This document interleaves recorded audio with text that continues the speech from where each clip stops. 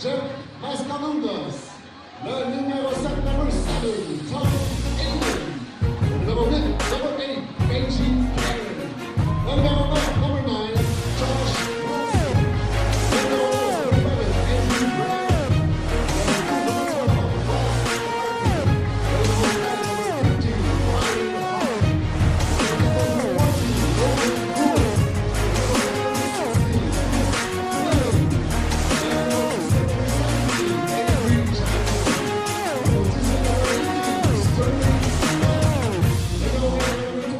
The AUDL's championship weekend in Montreal. The entire season has been building up to this, and today inside Claude Robillard Stadium, the Madison Radicals and the San Francisco Flamethrowers get this semifinal doubleheader started on a gorgeous night for Ultimate. We welcome you up to our broadcast booth. Hi everybody, Evan Lepler with Megan Tormey and Chuck Kindred. And Chuck, an easy storyline to start out with. San Francisco with Bo Kittredge and Cassidy Rasmussen. They were on Dallas last year. They were on San Jose 2 years ago. Together they're going for their third title in 3 years with 3 different teams. What do they bring to the Flamethrowers 2017? Well, these are a couple guys. They present as sort of laid back and chill. They're not chill, okay? They're here to win. They're very competitive. Cassidy's a guy that works out constantly. He's always laser focused on getting better, being number one. And he's got a chip on his shoulder because he thought he should have been on Team USA for France. So I expect him to come out and make a point today. Well, this Madison team knows they have their... Cool,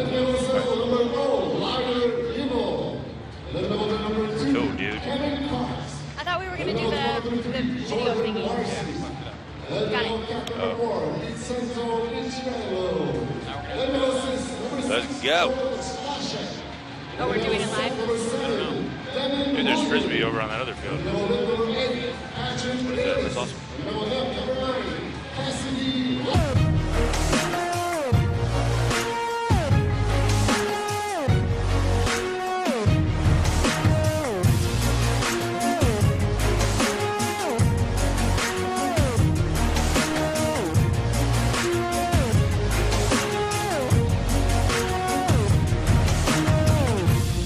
Welcome you to the AUDL Championship Weekend in 2017 in beautiful Montreal. A sizzling electricity in the air for the first of our 2 semifinals as San Francisco, the Kings of the West, take on the Madison Radicals of the Midwest Division. We welcome you to Montreal. Welcome to Championship Weekend with Megan Tormey and Chuck Kindred. I am Evan Lepler, and an easy storyline to start with, Chuck. Championship Weekend is where legacies are defined, and with the San Francisco team, you got a couple of guys in Bo Kittredge and Cassidy Rasmussen going for their third title in 3 years with 3 different teams. Yeah, they're an interesting duo. These guys are actually roommates. All they do is train. All they do is think about winning. What kind of food should I be eating? What kind of sleep schedule should I be on? What kind of workouts should I do? What should my rest days look like? All they do is focus on how to get better. And you look at some of the results here. I mean, Cassidy Rasmussen's athleticism has moved to another level. He's a guy, when you watched him at Santa Cruz in college, you said, what the heck is this guy? Who is this guy? He's so skilled. Even as a junior in college, making incredible throws, all the breaks. No matter what jersey he's wearing, he still produces. And Bo Kittredge just turned 35 this past June, but he won a gold medal at the World Games and continues to be a dynamic presence. Yeah, you know, he's a fan favorite. He's a guy that a lot of the younger players look up to, and he's really earned his stripes in this game. A non-stop champion, the only guy who's had his number ever during what I've seen is Kurt Gibson, who plays for Dallas this year. And you know, expect Bo to put his foot down and just reclaim the title as the greatest in Ultimate. Megan, let's see what Madison can do to stop and stymie these San Francisco Cutters. It begins with KPS. It's going to take a great game from Kevin Pettit-Scantling. And, you know, we thought he was spectacular last season, but he has absolutely exploded this year with his ability to produce highlight-worthy play. Also, they're going to look to Peter Graffi to be able to do what he's doing right now, quarterback that disc into the end zone after he makes a great D. And he's someone who's going to be able to do that. He's very reliable. You can always count on him to do whatever's necessary to get the disc. Well, we will see the Madison defense against the San Francisco offense first. AUDL Championship Weekend 2017 begins in 30 seconds.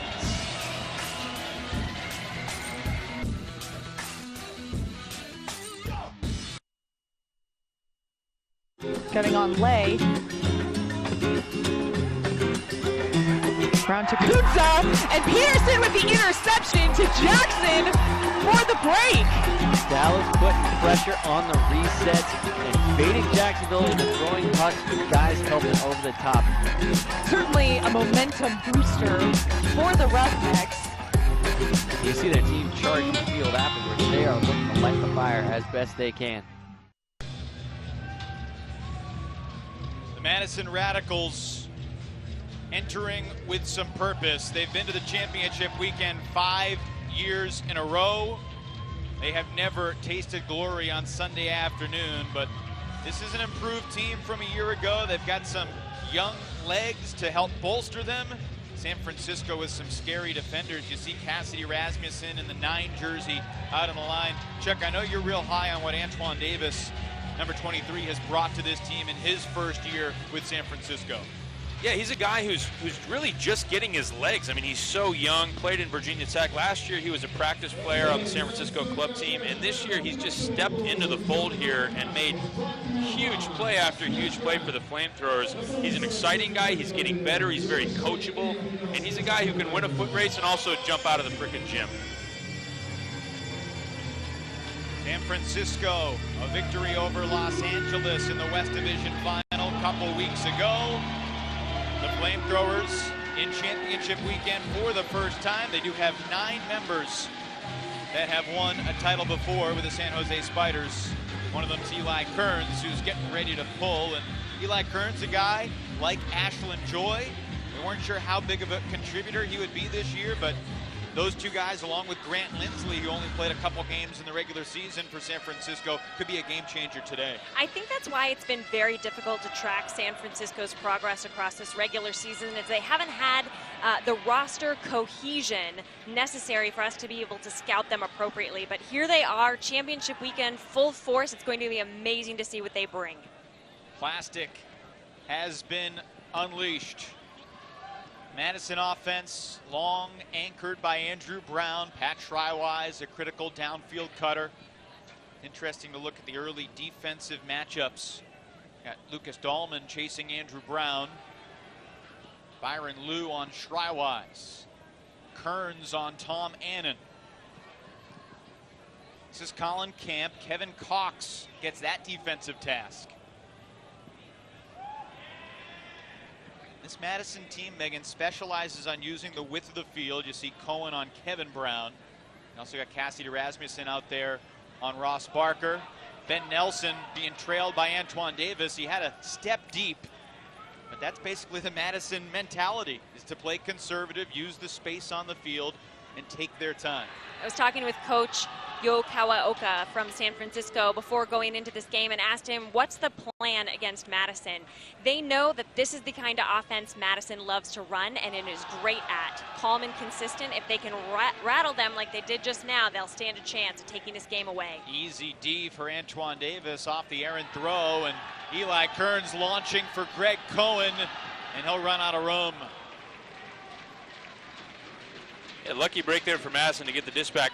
I was trying to keep an eye on Pat Schreiwise, number 4, running. He was the one who missed the catch on the Madison turnover. I'm not sure that he's at 100%. He looks a little ginger. We talked on the game day show. He was a game time decision entering today with a bruised knee injury that he suffered last week.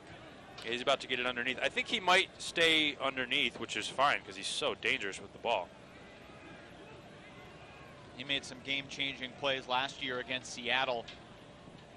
Of course, the Radicals were at home at championship weekend last year. Bree Stevens Field had a huge lead against the Seattle Cascades, which slipped away down the stretch, and that seems like an obvious foul call. I don't know why it wasn't made. Incidental contact with Antoine tripped him up. Davis going deep. Davis, so close. Bo would have had it. Right? I mean, a young Bo Kittredge, that disc is getting caught. So say what you want. It's hard to dispute that. We'll see Bo Kittredge out there on offense for San Francisco, but this is a long point. If Madison can punch this in, this is the type of point they want. Slow the game down. 2 years ago, when Madison played San Jose in the finals, Final score was 17-15. It was tight the whole way. Tom Annan looking for Schreiwise. Does he have the legs? Not quite. Yeah, that's a little telling. I mean, you can just see that the gate doesn't look quite right, and at the end of that sprint, he didn't have the explosion that you would have expected. I agree, Chuck. I think it'd be interesting if we could see a replay of that particular play a little bit later to see what prompted him to make the decision not to bid for that disc. Guys, adrenaline is a powerful drug, but at this point, north of 3 minutes now, how tired do you think these guys are this first point of the game? Well, these are professional athletes, so let's hope that they're hanging in there in point one. This field, by the way, is awfully nice. There's a pick down field, a natural grass surface. Montreal Royale playing their games here at Claude Robillard Stadium for the first time this season. Moving over from Percival Molson Stadium, where they played the last 3 years. And apparently this is the compound where the old Montreal Expos used to play. Pretty historic spot in the city. There are a lot of historic spots in this wonderful town. The language can be a barrier for the three of us, but it is great fun to be here. Can San Francisco finally punch in the game's first break? No, they cannot. Another turnover, and this marathon opening point continues. Definitely some nerves on display from both teams here. Just need to settle down and hit their open receivers. Tim DeBile takes a timeout. Exactly 4.5 minutes have come off the clock. And it doesn't look like this game is going to be 30-29. Yeah, I can't remember a playoff game starting, or a championship weekend game starting quite like this. This is a little unusual, especially for two high-powered offenses, and it's not that windy. I mean, these are shots that can be made. Yeah, totally shocking. As soon as Madison made their first turn, I thought, uh-oh, here we go. San Francisco is going to set the tone for this game, and Madison isn't going to be able to battle back. But San Francisco having some very uncharacteristic fails on long puts to the end zone. I mean, that's their bread and butter. You anticipate them being able to make those shots easy, at least 1 out of the 3 times that they've attempted. Officials for game number 1 of championship weekend: Josh Cooper from Chicago, Jeff Peters from Toronto, Julie Gordon of Dallas, Jim Robinson from Ottawa, an all-star crew. This crowd's ready to see some offense. Yeah, Stroud's very ready responsive. to see a point. Yeah, somebody catch a frisbee in the end zone at Now some you point. see the new matchups here. Adam Drews, just back from South Korea, where he spent a good portion of the season, marked by Patrick Bayless. Now Bayless, a Madison native, so there's certainly emotions for him going against his hometown team. And Bayless just moved up to Vancouver as well. So it'll be interesting to see if he signs up with the Riptide next year. Avery Johnson to Brian Hart, looking to Logan Pruce. Eli Kern stays on the field, and Madison's D-line marches it down. Chris Weiland punctuates the long first point. It took 4 minutes and 30 seconds for the O-line not to score, and then 25 seconds for this Madison D-line to march down the entirety of the field. Chalk that one up to smart coaching. Great timeout call from Tim DeBile, and here we see some of the misses prior to that timeout call. Oh, here's that run by Schreiwise. So you can see him. He looks like he's got it in his sights. Sort of at the last second, doesn't commit to the bid, loses balance. Bruised right knee, tough to play through. I really like this shot down the line from Brian Hart, though. Doesn't overthrow it, doesn't try to make it into a goal, just completes the pass to Pruis and lets him make one more throw for the goal. Smart and calm. I mean, Brian Hart's a guy, always, for how young he is and how big of games he plays in, he just always looks calm, always doing the right thing, never really gets rattled. Definitely a pressure player out of Madison. San Francisco on offense for the first time with Marcelo Sanchez, Jordan Marcy, Ashlyn Joy, Mac Taylor, Grant Lindsley, Joel Schlockett, and Bo Kittredge. Where's the weak link on that line, Chuck? Mac? I don't know. There's no weak links. Madison with a double team on Lindsley. Gets it to Marcy, and Bo Kittredge with a quick strike. 1-all. Yeah, I mean, that right there is kind of the bad news for Madison. Is look at that lineup. These are all world caliber players. So you can throw a double team, you can do whatever you want. This Grant Lindsley. He was on the world's team for the U.S. You know who else was on the world's team for the U.S.? Bo Kittredge. There's no fun matchups for Madison. So let me put you, Chuck, in Tim DeBile's shoes. What kinds of things would you try to do as the Radicals defensively against this Flamethrowers offense? Well, I think you're going to have to just take risks. You're on defense, so if you don't take any risks, you will not get any turns. So I think throwing double teams, you know, poaching the lane, doing anything you can to just disrupt the flow of this offense, you're going to have to do it. And I guess whenever possible, I mean, they grow them big in Wisconsin, so I'd say get them to throw some deep balls, see if one of them sits up, and you can go feast on it. But there's not a lot of good strategies against this San Francisco team. Bo Kittredge, only 15 goals through the 2017 AUDL season. He's played 9 games. This is number 10. Try-wise back out there, connects with Johnson. Yeah, I wouldn't be surprised if you see Shriwise behind the disc primarily at this point. He has been a Sandler handler in games when Andrew Brown or Tom Annan have not been available. Colin Camp launches it up. And in the end zone, Dave Wiseman goes up and makes the grab. I like that throw. I mean, that is a really, really good matchup for Madison. Even though he's not open, you put it on that back shoulder and you just trust Dave to go up and make the play. I like it.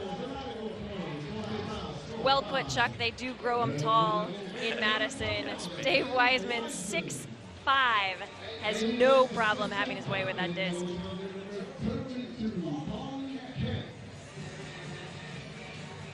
Yeah, high stall count toss, and not much he could do. He played it pretty well. I mean, the thing is, you know, when you have wind like this, it's not really swirling too much that I can tell. It looks like a pretty consistent read is available on these high discs. And, you know, a guy like Wiseman, you'd be hard-pressed to find somebody who's going to get up on him on a 50-50. That was Brett Peterson, who was side by side with Wiseman.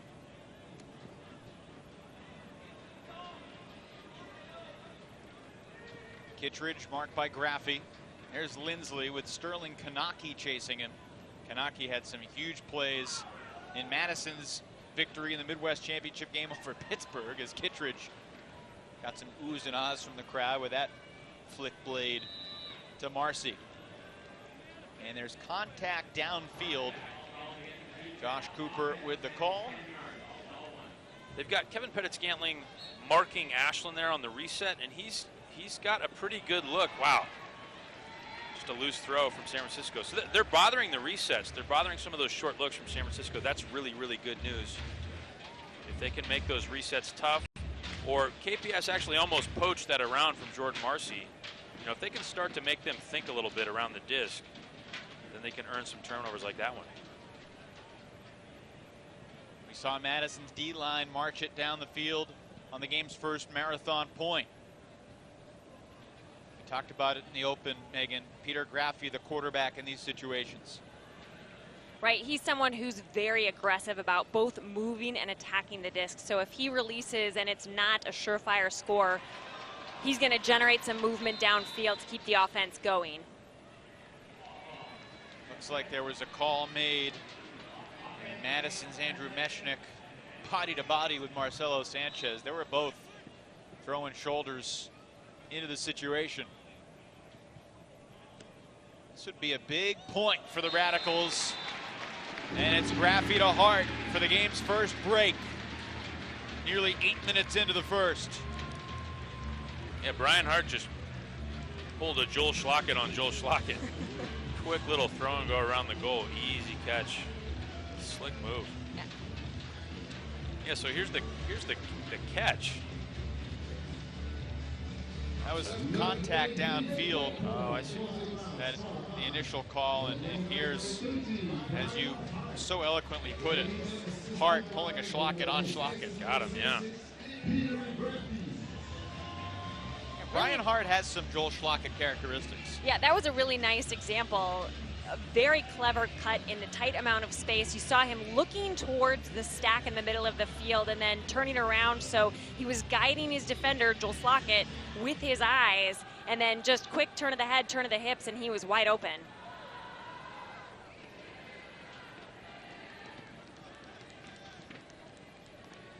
Flamethrowers with basically the same 7 out there. Kittredge, Scoobers to Schlockett. This is Marcy. Marcelo Sanchez. No one in the entire league played more points this year than Marcelo Sanchez, who is looking for his 3rd AUDL title today after winning a couple with the Spiders 2 and 3 years ago, respectively. Ashlyn Joy was on those San Jose squads as well. Lindsley didn't have an angle to Kittredge. Dangerous shot, and it's Logan Preuss soaring for the D. This is great defense by Madison.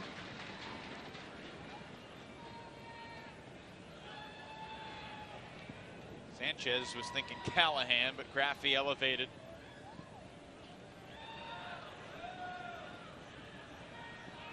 Weiland's dump knocked away by Marcy.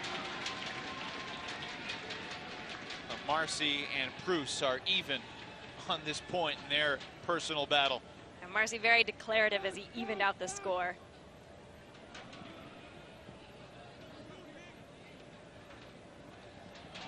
Second goal for Kittredge. You noticed how many Madison defenders tried to swarm Bo Kittredge as they realized he was the one who was cutting at the front of the end zone. I think there were 4 who tried to wrap a circle around him. Yeah, pretty interesting. There's that D from Pruitt. His breakout season with Madison, he had so many Ds like that. He really made us pay attention to who he was. But that throw from Weiland just a little bit tight, easily taken away by Marcy. And here, notice how many Madison defenders try and close in on Bo as he's streaking across the front of the end zone.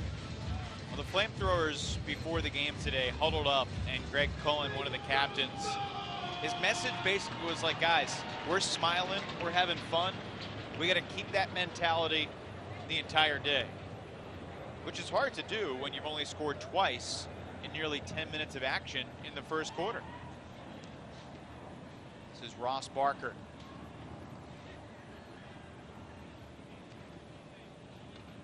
We have seen several rising stall counts in this first quarter, which I think is a testament to the downfield defense, right? I think so. A lot of times when the nerves are up, the D's pretty good, the O not so good, and I think there might be a little of that going on. Addison has 1 break already. San Francisco looking to even the score. Rasmussen's riser could not be caught by Dahlman. Man, that's an interesting scenario there. I think Lucas saw Pat coming and pulled off the catch a little bit. I mean, it's on him to make the catch, right? But the contact is imminent. Tricky situation to call. Take 2 for the Madison offense on this point.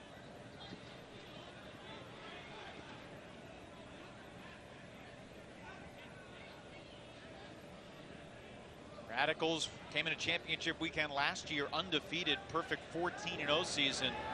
This year they lost twice in the first couple of months, falling in Minnesota and then losing a regular season game at home for the first time in more than 4 years when they fell to Dallas on June the 3rd. No team heading into championship weekend has a longer winning streak than the Radicals.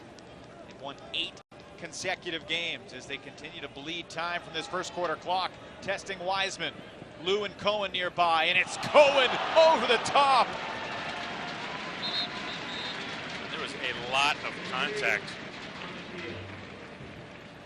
Looked like Wiseman was essentially just trying to keep backing up into his defender. I feel like he wasn't entitled to that space, but he was trying to take it anyway. And it turns into a 2-on-1. So watch Byron Lou on the backside, the battle of the 21s, and Dave basically just trying to shove him out of the frame. I don't think that's a foul on Byron. He's in that space, and Dave is essentially pushing into him. Watching it again, I don't know that I disagree with you, Chuck. So injury timeout. I guess Greg Cohen shaking up possibly. Let's take one more look at the jockeying for position here between Wiseman and Lou. Well, that's interesting because Byron comes right up under his arm. Yeah, I saw Lou infringe on Wiseman's face initially, and then it was just good hard ultimate. I'm not sure it should have been a foul. It was not a foul. As a downfield cutter, you got someone coming into you, you want to try to hold your ground, right? Yeah, certainly. I didn't have a problem with what happened. I just don't think there should be a foul called. Cohen replaced by Ashlyn Joy. San Francisco's disc closing in on 40 seconds to go in the quarter.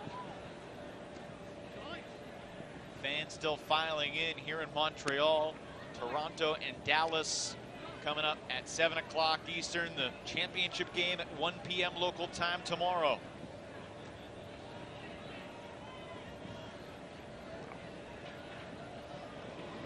Dahlman's throw floated to Kearns, and now Eli Kearns perhaps not realizing that he had 15 more seconds on the clock. Yeah, 2 loose deep shots from Eli in the first quarter. He's a guy who can get it going in either direction sometimes. Graffi from his own end zone. How about the athleticism of Ashlyn Joy going up for the disc, and now San Francisco. You hear a whistle and a timeout called by Yo Kawaoka, and Eli Kearns spikes the disc in frustration.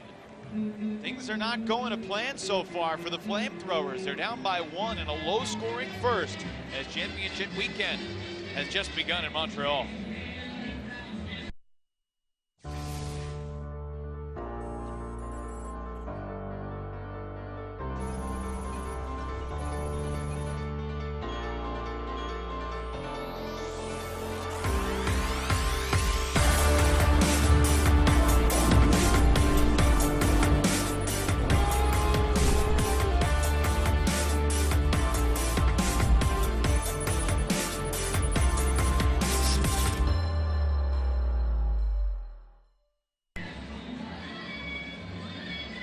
Disconcerting first quarter for Yo Kawaoka, head coach of the Flamethrowers. He was a captain on the Flamethrowers inaugural team back in 2014. It's worth noting, though, that that's what Yo Kawaoka looks like at a party as well, though. Yeah, always contemplative, huh? Always contemplative, ready to be photographed in his second. What do you think is going through his mind, Megan? Well, what adjustments to make, but in my mind, it's relatively simple. You've got to pick your spots a little bit more on those long throws. They're just not connecting. And if there's a team that can make the adjustment necessary to start connecting on those long throws, it's San Francisco. They have so many throwers who have beautiful long throws. This should not be an issue for them. Out there right now, there's Joy, Kearns, Taylor, Cohen, Kittredge, and Davis. They're going to get a good look at the end zone. They get the hammer off. Taylor with 1 second gets it off. Madison with 5 defenders in the end zone. And it's Kevin Pettit-Scantling rising above the pack to secure the Radicals' slim 1-goal lead after 1. That's classic Radicals. They win the end of the quarter. And Cohen and Bo in the area, but 5 Radicals all. You know, what you don't realize is that they practice this and they form a diamond around the disc. They're actually creating a perimeter. 1 guy goes up, the other 3 guys seal off. Theoretically, 1 guy goes up. I guess they all went up. But that's kind of how you want to play that. You want to have 1 or 2 guys attacking the disc and the other guys around the perimeter holding position and ready for the deflection. Greg Cohen's had a lot of memorable moments in buzzer beater situations at championship weekend, but that first quarter belonged to the Radicals. After 1, 3-2, Madison.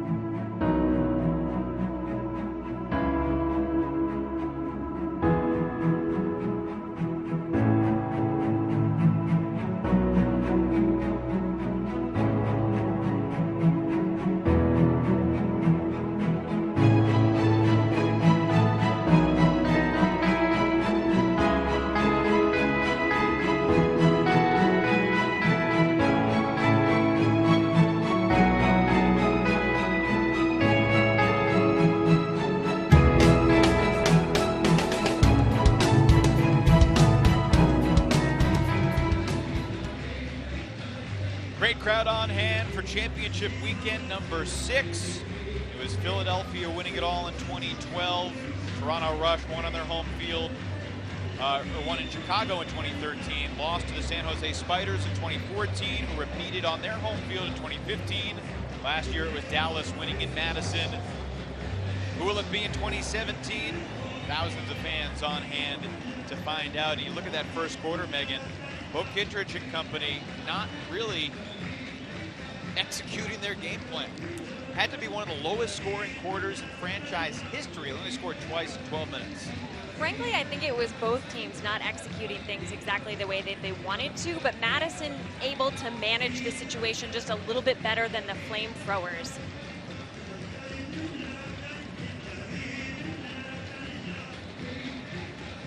DeVile, the leader of the Radicals, you knew he'd have some wrinkle that he would try to flummox the Flamethrowers with today.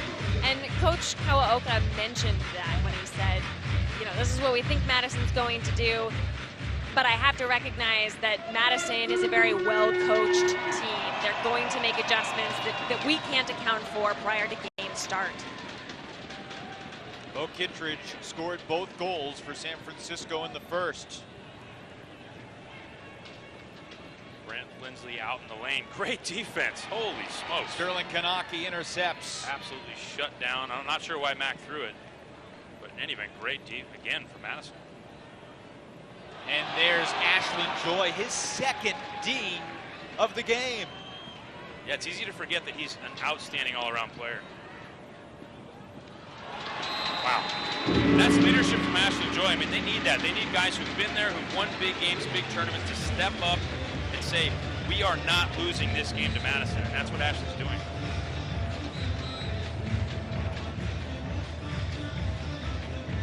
Certainly a guy known for his throws. But this is the second time today that Joy has made the play on D.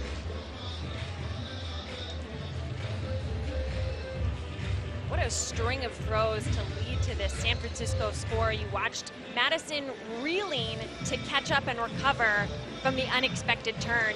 Completely unable to do so. There was a little bit of give-go, and then Marcy just a quick little jut across the front of the end zone.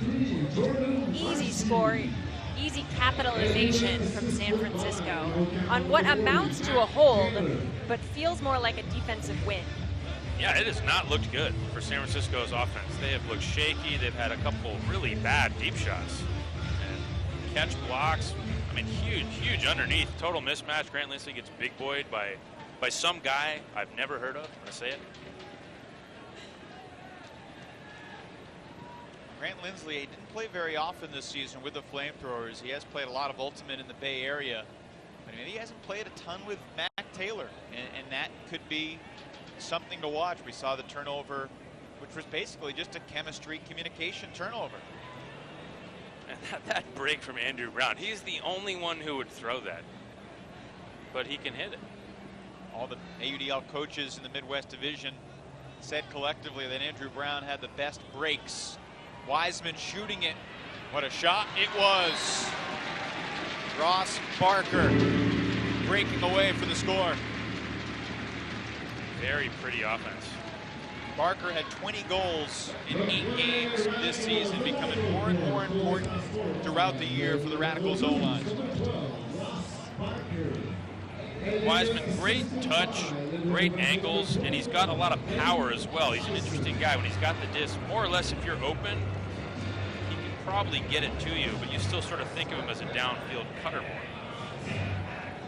I'm sure his size has something to do with that, and that can make it very difficult for a defender to match up against him appropriately, because you don't think, oh, he's got the throws to get this into the end zone with ease. Yeah, it's true. You got to back him.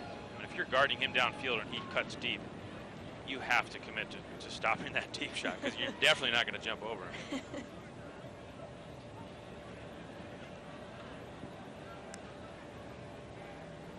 Only 3 guys in the history of the league, I believe, that have 30 goals, 30 assists, and 30 Ds in the same regular season. Wiseman, Kittredge, and Meshnick are the 3. And Bo Kittredge has scored almost all the goals so far for San Francisco.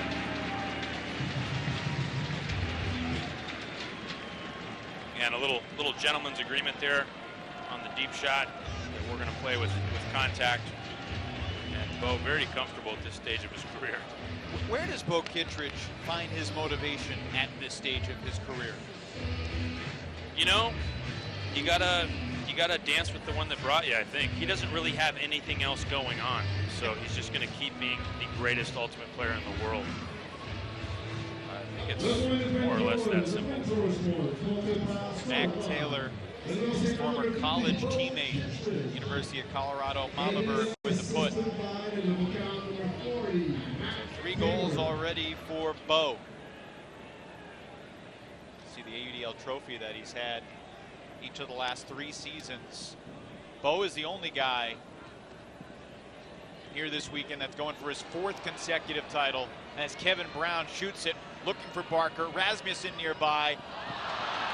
And Cassidy Rasmussen takes advantage of Barker's misplay. The pressure might have been a factor as well. Yeah, made it a tough catch for Barker. Barker still had first touch and could have made it. But pressure's the name of the game on D sometimes. You're right, Chuck. I think Barker went up a hair earlier than he intended to, not letting the disc drop down enough for him to catch it. Hanner's throw was too high, and it's intercepted by Kevin Brown. Yeah, it's just such loose possessions by San Francisco. Finally, the Radicals get Colin Camp involved. Madison holds to sustain a 1-goal lead. Colin Camp is a guy who's become so important for this Madison offense. He led the team with 41 goals this year. And he was a non-factor in the first quarter. I talked with him a little bit about his performance this season. And he said he primarily tries to stay out of the under space, save that for players like Dave Wiseman, who's able to get the disc and then distribute it downfield.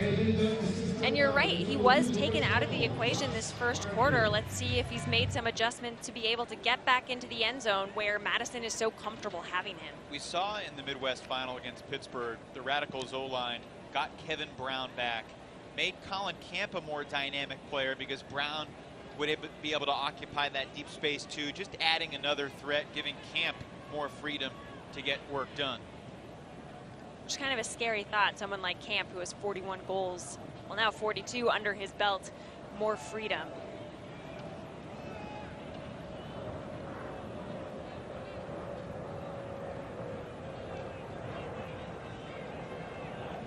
Kittredge with a left hand being chased by Graffy, and Bo's called for a travel. In championship weekends past, a travel was considered a turnover if it was on the throw. A receiver's travel while setting the pivot foot, just like it was in the past, a 10-yard penalty as Schlockett accelerates into the red zone. Taylor doubled, and there might have been contact on the mark, yes. So Taylor will be able to center the disc.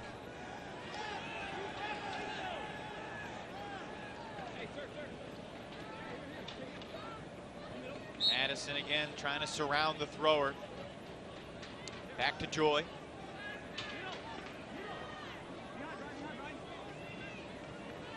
Marcy.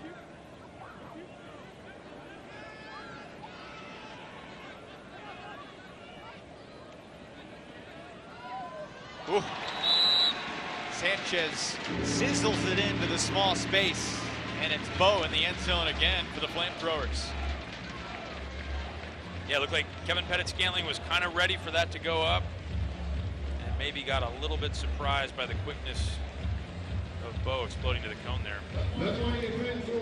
I mean, that's, if you're Madison, you got to be pretty happy with that. They had Mac Taylor with the disc on the goal line, and they forced him, you know, to make 6-7 passes and eventually make a contested throw to the end zone to advance the disc one centimeter. Chuck, you are absolutely right. I think San Francisco typically scores in, 4 passes? The fact that they're being forced to throw as many throws as they have is definitely a win for Madison. And that possession in particular, Madison was so fast to react to San Francisco's movement that it was never clear or obvious what the next open throw was. That hesitation will generate opportunities for them over the course of four quarters. 5-all here in the second. The pressure's increasing a little bit on the man D from San Francisco. So far, real steady though. Wiseman overly ambitious, easily picked by Cohen. Rasmussen, Dahlman, Lou, Kearns, Davis, Cox, and Cohen, the D-line for San Francisco.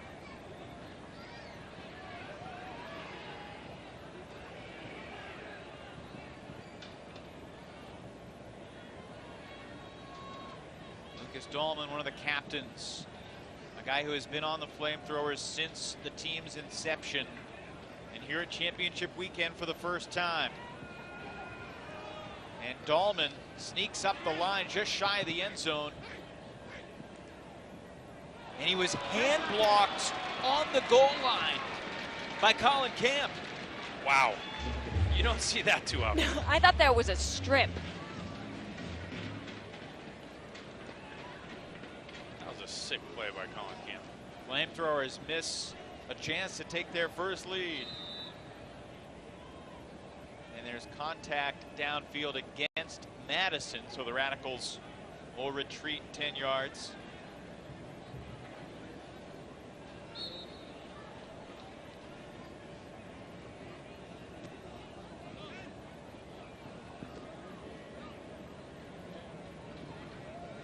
This Madison team has dominated the Midwest Division. They have struggled outside of the Midwest, losing the Cross Coast Challenge this year to Dallas. Only one win in their previous trips to championship weekend. And there was a strip on Davis, hacking on the mark. So Wiseman will march off the 10 yards. There are officials, but the players do have the authority to overturn a call if they disagree with the official's call. Most of the players in the AUDL really pride themselves on playing with integrity. Right. And using that integrity rule when necessary. Madison capitalizes on the Colin Camp hand block. 80 yards downfield, punches it in to Ben Nelson. I think that point is a big deal.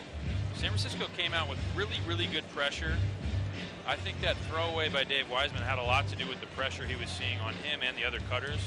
They get the turnover, they get all the way to the end zone here, and then bang. Colin Camp just erases that goal. And this, I mean, this is kind of the experience of playing against Madison. You can't figure out why it's so hard to break and get, you know, when you fall behind against Madison, they're one of the hardest teams to come back on, and it just seems like they control the flow of the game in a way that I haven't seen other teams do. And going into this game, Chuck, I thought it was going to be a battle of wills. San Francisco likes a much faster-paced, intense game. Madison plays better when it's under control. And I know they wanted to impose their will on the other team, and right now it feels like Madison is controlling it.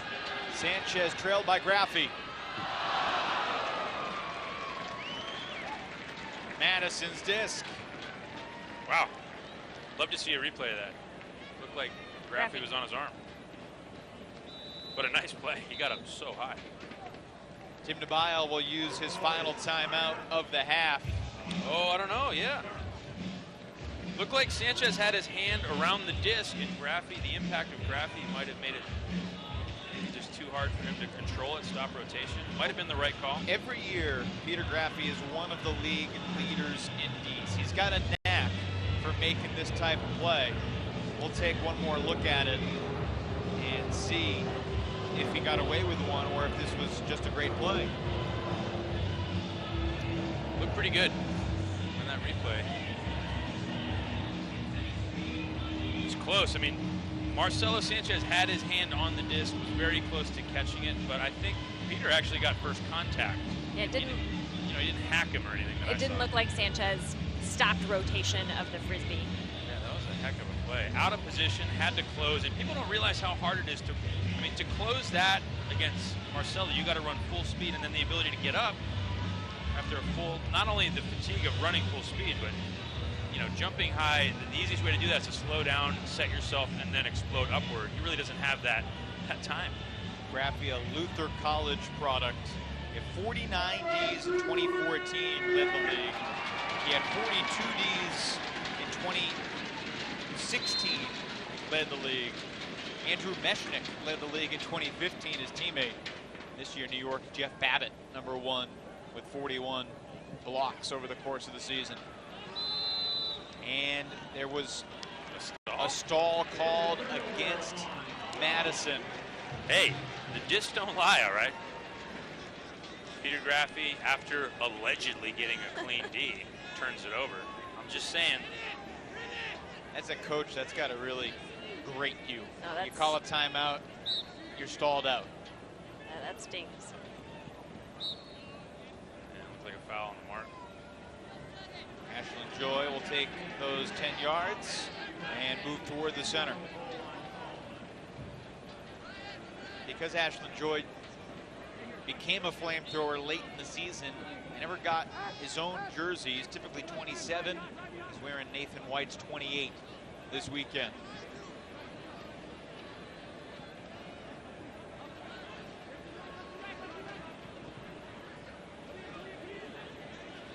We've seen 3 non-normal throws from Bo Kittredge. The little blade, we've had a couple hammers, a scuba. Now, when you don't see this defense around the end zone that often, which is basically a zone, it can be a little tentative. San Francisco does punch it into Lindsley. Yeah, that was good patience, great pressure, and Madison is basically daring you to throw hammers to the back corner. You had Marcelo Sanchez and might have been Mac Taylor in the 2 corners, and they're giving you that. They're saying, look, Grant, we're going to put a ton of pressure on your resets. We're not going to give you any open looks. We're going to give you weird angles to the end zone. But if you want to throw a hammer over the top, maybe you should do that. They're trying to encourage it. Yeah, they're saying, look. How many times do you see a team refuse to be willing to dump swing to work it, and they just try to take a shortcut and it gets deep? Every time I play, you see that. I would have thrown that 5-6 times during that point. But yeah, San Francisco disciplined enough to just keep resetting it. Know that, look, the pressure's on them. Like, we have the disc. They have to get the disc from us. So just reset, and wait for them to make a mistake. San Francisco quickly down on the pull again. There's Kevin Brown. That break, that's got to be one of my favorite throws. The Andrew Brown step-in backhand break. Been doing it for a long time. His younger brother Kevin sending Barker. He's got it.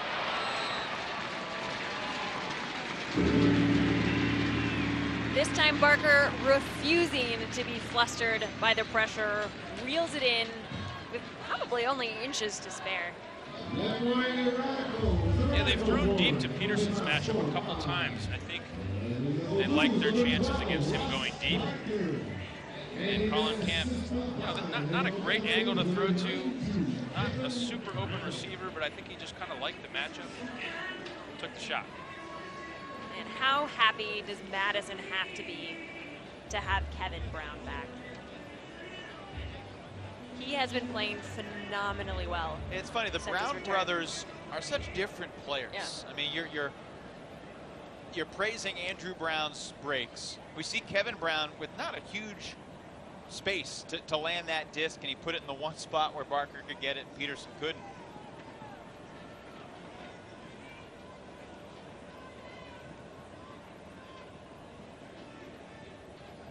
San Francisco trying to continue this string of holds in the second quarter. It's a tough day at the office for Grant Lindsley. He is really not getting any easy looks under. Kanaki deserves a lot of credit for that. The former Hodag, who has been a huge playmaker for the Radicals throughout the season. Schlockett picks up another assist. Jordan Marcy That's a former Cal Bear throwing to a Stanford alum. You don't see the friendliness between Cal and Stanford too frequently, but on the ultimate field, they make an exception. It's true, but you know, Cal and Stanford are both known for kind of socially being inept. They might not even realize that the other guy went to another school. Because they're just not that aware. Hey, we're here to provide color.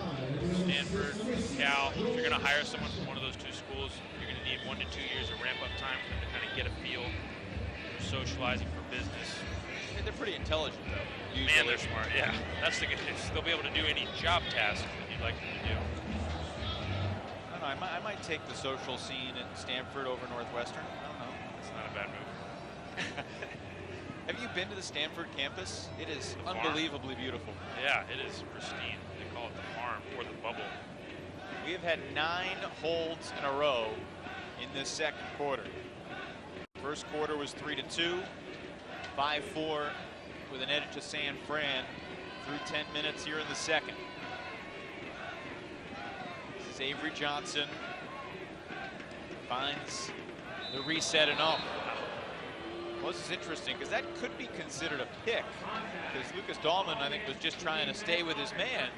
Yeah, it was a really awkward cut. And they are going to call it a pick. I think that's the right call. The Radical ran him right into traffic. It was a really weird pick, or a really weird cut. So certainly Lucas probably shouldn't have jumped on the guy. By the way, I'll talk to him after the game. Camp needs something. Get Johnson. Try-wise. And that IO flick, always there. Try-wise knew he had to hurry, and he fired it with a little too much sauce off Johnson's hands. And there's Antoine Davis, perhaps with some championship weekend nerves. It's hard to say what's going on for San Francisco, but they are certainly not sharp. Under a minute now in the first half. Each team has gotten one break. Madison led 3-1. San Francisco tied it up 3-all. We've been trading ever since, despite plenty of turnovers. And there's the hold to make it 8-7. Avery Johnson makes amends. 35 seconds left in the half.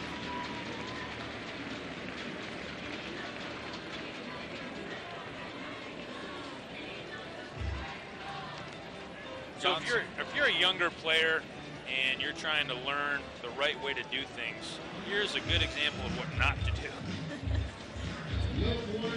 Luckily, Lucas is light. He's got a BMI around 17, I'd say. I think Antoine Davis was looking downfield as he attempted to catch that throw, and it just bounced out of his fingers. Right. Yeah, another thing, if you're a younger player, always catch first, throw second. It's hard to do. Very hard to do. I mean, we forget sometimes just how hard it is to catch a disc spinning at the RPMs that these throws are coming at, and these pros make it look routine. Right, you see him make these catches so many times, and you just think, well, touch his hand, why didn't he catch it? Mac Taylor and is hanging out around the center as a pivot man.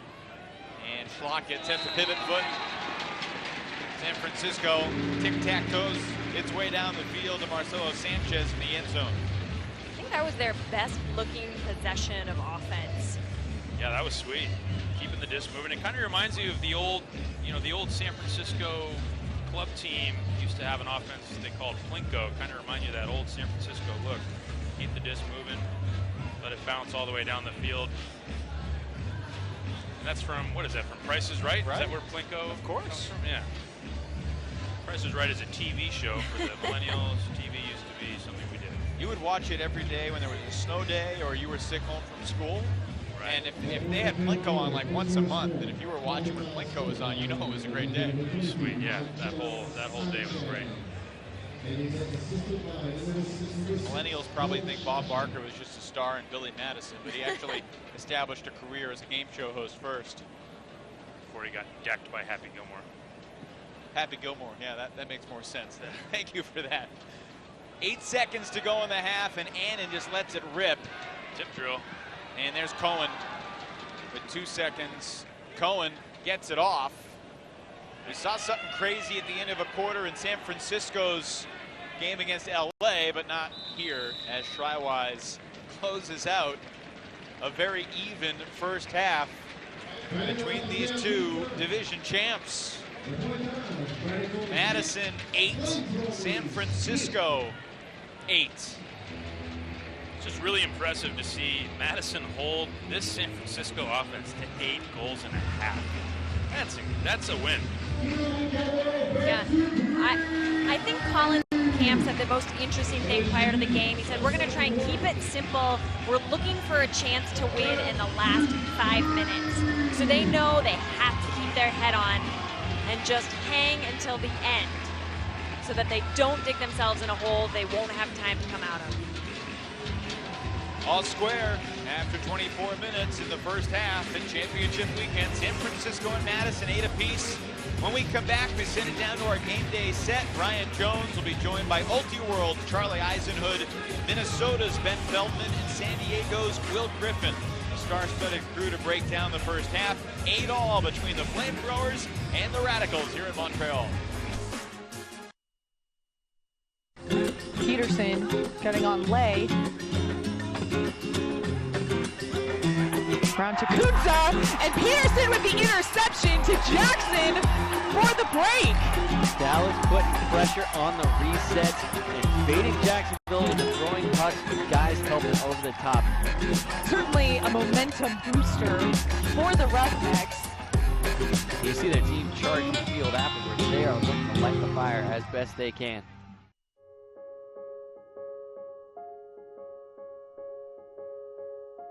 Early recognition is critical. Teaches middle school PE classes about ultimate frisbee and cancer symptom awareness.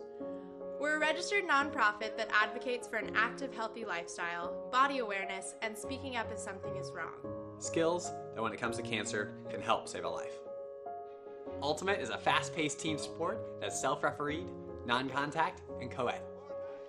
Spirit of the game is the foundation of Ultimate. That means we communicate respectfully, we're fair-minded, and we enjoy the game. Ultimate is accessible to everyone. All you need is a frisbee and some friends. Our team of coaches is made up of experienced and passionate leaders from the Ultimate community. We can come to your middle school and run your PE classes for the day. And if we're not in your area yet, we'll send you our clinic in a box, where we give you the resources to run your own. We are Eric! And we want to work with you and your school. Have a great opportunity to assist a giant bubble game featuring volunteers. We're here at halftime, tied at 8 here in Montreal. Madison versus San Francisco. After a first quarter, it was 3-2, and now we're tied at 8. After a bumpy start. We're here with some of our contributors here on the couch. It's a great atmosphere in Montreal. People are going and getting food here at halftime. I'm Brian Jones. I'm here with Charlie Eisenhood here on my left. Ben Feldman from Minnesota Wind Chill. And we have Will Griffin from the San Diego Growlers. So, you know, it looked pretty bad right from the start. Madison had a lot of turnovers. It didn't look good for them. San Francisco's the favorite.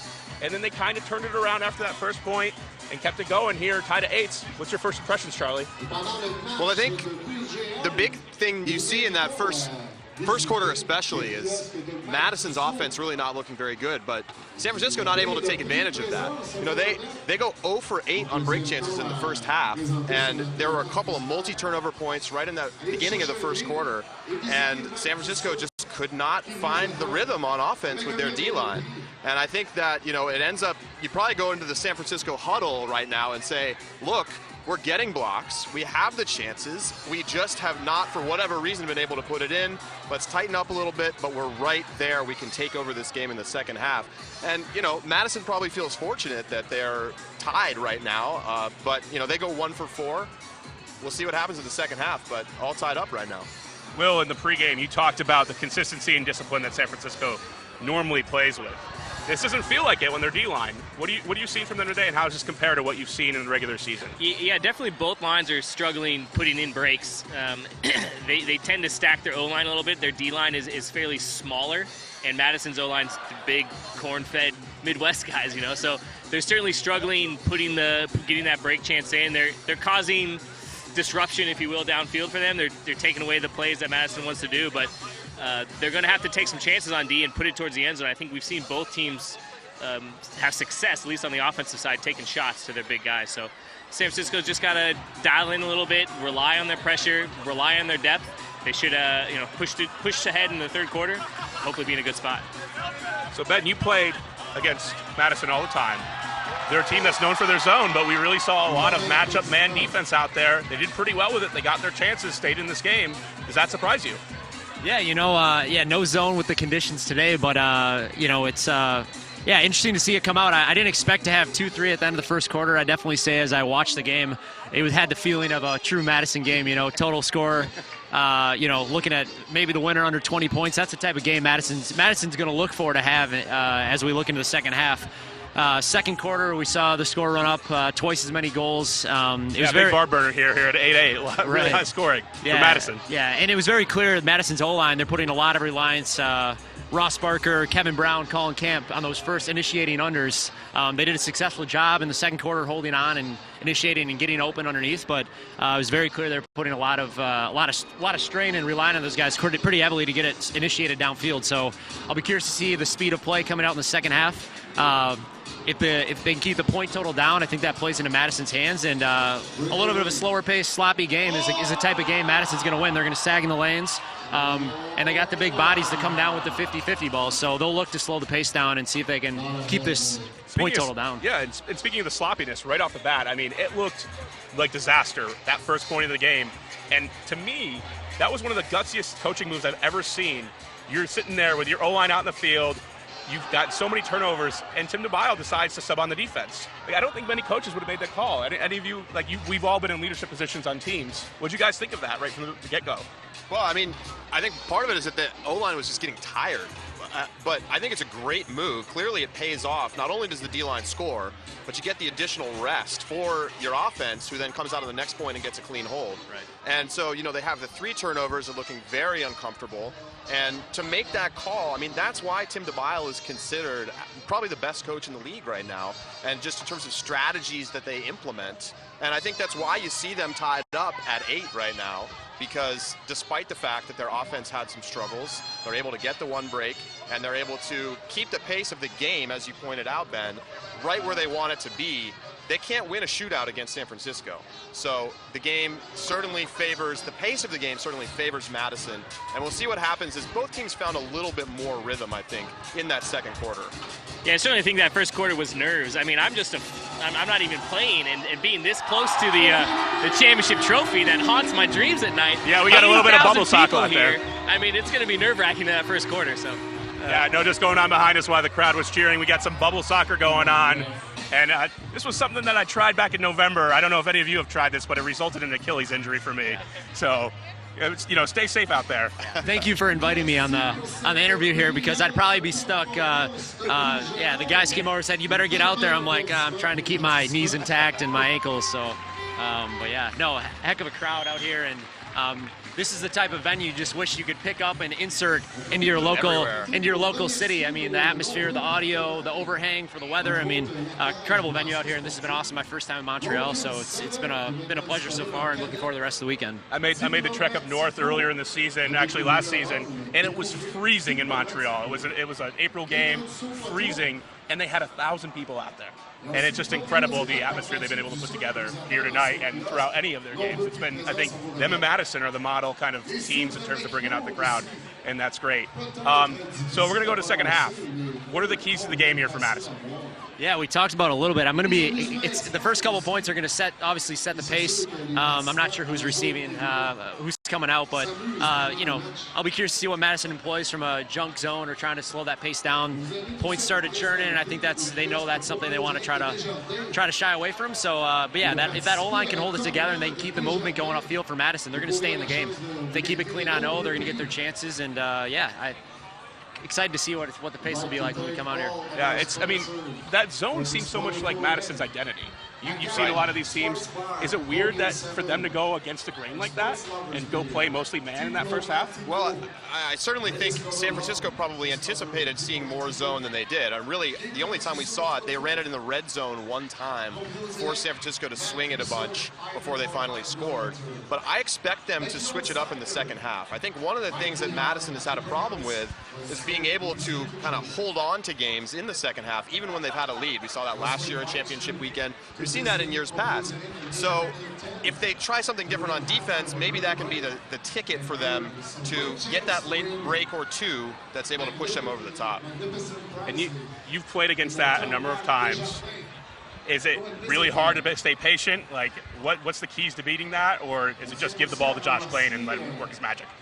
Yeah, it's interesting. Actually, the one close game we had with Madison this year, we fell behind drastically and clawed our way back. So we haven't seen they mounted a comeback our first game of the year outside, colder weather, made it close. But as we all know, this is a game of runs. Someone in the third quarter is going to rattle off 3 or 4. We're going to get a little bit of legs, tiredness, and it's going to lead to some breaks. So I'm excited who's going to take it on. And really, it's a game of runs. Everyone knows that from the league. The wind chill went through it in the playoffs. We saw it in the regular season. So in Madison, with the Dallas game, having that lead at halftime and rattling off, or seeing, the Roughnecks come out and rattle off a ton of points. So excited to see that open up, and we'll see who it favors here in the second half. And then we look at San Francisco. Will, you've seen them a lot.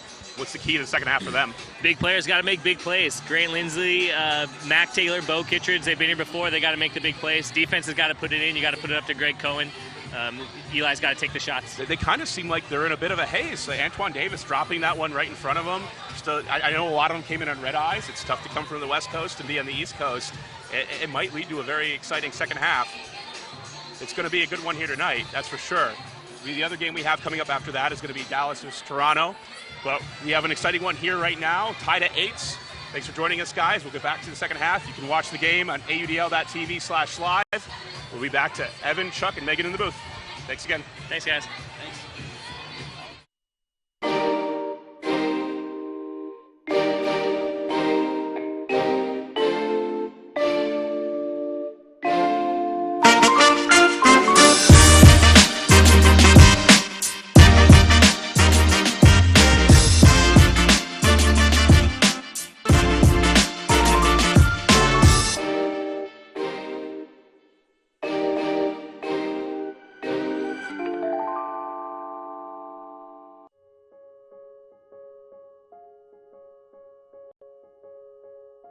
Early recognition is critical. Teaches middle school PE classes about ultimate frisbee and cancer symptom awareness. We're a registered nonprofit that advocates for an active, healthy lifestyle, body awareness, and speaking up if something is wrong. Skills that, when it comes to cancer, can help save a life. Ultimate is a fast-paced team sport that's self-refereed, non-contact, and co-ed. Spirit of the game is the foundation of Ultimate. That means we communicate respectfully, we're fair-minded, and we enjoy the game. Ultimate is accessible to everyone.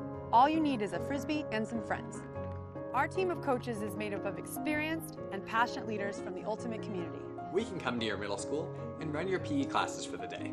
And if we're not in your area yet, we'll send you our clinic in a box, where we give you the resources to run your own. We are Eric! And we want to work with you and your school.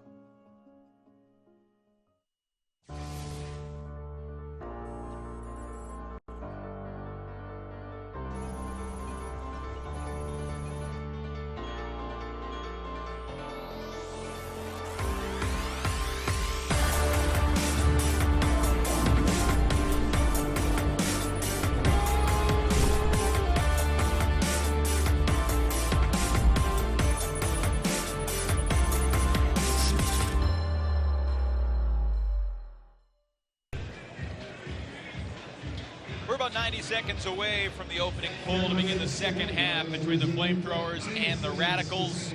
8 apiece.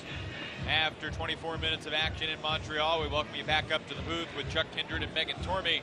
I am Evan Lepler, and Chuck, you seem bewildered by what you just saw from San Francisco. How did that confound your expectations? I don't know. I mean, this reminds me, the last few years, San Francisco and Seattle are two franchises that you just never know what you're going to get. There's no reason that San Francisco shouldn't beat virtually every team here. But it's 8-8, and they don't look too good. And they've got some of the best players we've ever seen play the sport, and they can't score. And again, that's not that windy on a field that's bigger. One of the biggest fields they'll get a chance to play on.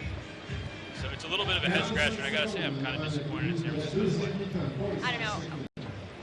Previously, I thought it was going to be a battle of the wills, and like I said, I think Madison is just imposing their preferred pace on the game. But towards the end of that quarter, I think San Francisco started to figure it out. They're used to scoring in just a few passes, and now they seem like they're a little more comfortable taking the shots that are given and working it down in however many throws it takes to get the disc to the end zone. So I kind of think this is the way the game is going to go. San Francisco is going to get a little more comfortable at the slower pace, and from there, I don't know that Madison will be able to string together 2 more quarters of the pressure necessary to stop San Francisco. Well, this Radicals team has really never been blown out in the history of the league. Their loss to Dallas, a 6-point outcome, was their largest loss ever. This is a team that in 5 years has lost just 12 games in their franchise's history, and 8 of those 12 losses are by 1 or 2. A few more are by 3. Yeah, it's kind of impressive. Reminds you a little bit of Floyd Mayweather in boxing, just a guy that you can't seem to put your hands on. What's he doing these days? He's retired. I don't think he fights anymore.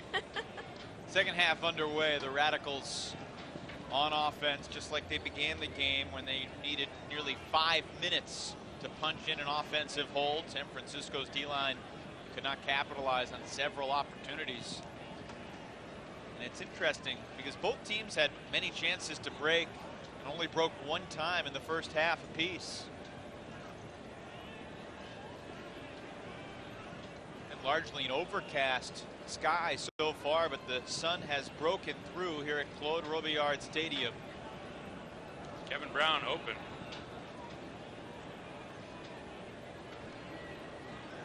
Madison does not seem to be in a particular hurry. The brothers connect, Andrew to Kevin. And there was a pick downfield. You see picks more and more when the point has lasted for a while. And the offensive formation may be a little nebulous from what the team began. Yeah, as the play breaks down, guys start improvising. Oh, goodness. Some contact as the players collide through for the disc, but it's Canner who got his hand on it, gritting his teeth for the D. Bayless, Madison native, picks up to Rasmussen.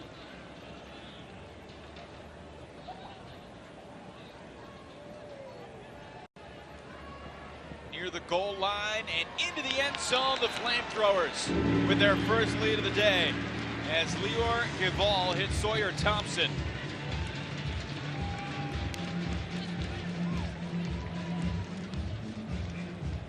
Early here in the third, the Flamethrowers up for the first time. Yeah, nice takeaway there. They do the right thing. They take high percentage shots, use the space. They've got a big field to look at here. And you can see that pressure just kind of mounts, and eventually they get the block and the goal. So nice start from San Francisco. This is a team that, maybe it's a product of having a guy like Bo as your number 1 guy, because Bo's definitely not someone who's giving max effort all the time in every game. It's just not his character. It's not, even at his best, it's not the way he plays. So I think sometimes this team can ebb and flow a little more than most, and they might be getting ready to flow. Tim DeBile had a decision to make here. Do I put my O-line back out there, or do I get the D-line out there? And he went with his primarily D-line, led by Adam Drews, Andrew Meshnick, Brian Hart, Chris Weiland, Peter Graffi, Logan Bruce. This is just a jump ball, and it's caught by Weiland, who finds Hart for the score. Not a bad decision from Tim DeBile at all. I feel like Madison's defensive line's offense is a little more intense a little more willing to take these kinds of shots.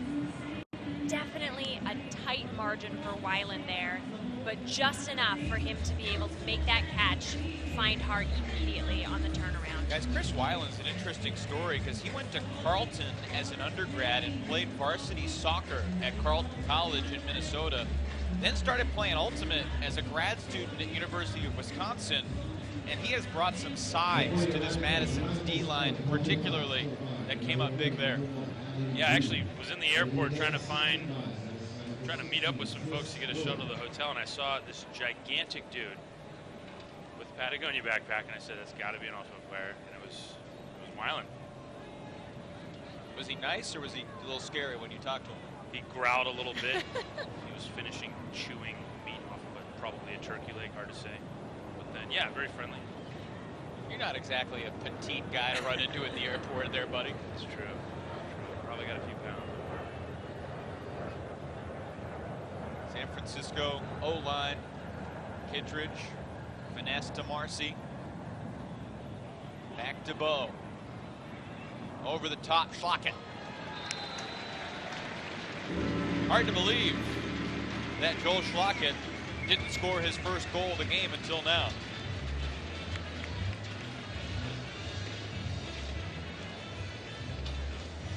Yeah, nice work by Bo.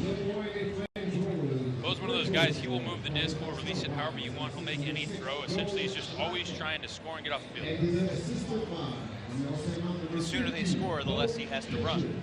Right. I think it's his mindset. He does, yeah. You know, he'll throw a disc that wobbles. He'll throw a scuba that he didn't really set his feet to throw. Whatever. He always knows where to get the disc so that we can score and get off the field as quickly as possible. And he's a guy I've played against him many times, and he'll break you with stuff. And you just say, I mean, you want to like criticize him for making a bad throw, and then you're like, yeah, but they did score. But they did just score. And that's kind of how he is. He's like, I don't care what it looks like. Offsides was called here, and it gives Madison a glimpse of the game plan. San Francisco, it looked like, was trying to pull it short to the sideline. Yeah, and now the Radicals will have a chance to talk about it because the pull went out of bounds, or they was offsides, I should say, and they'll get it at midfield. Brown makes the breaks look so easy.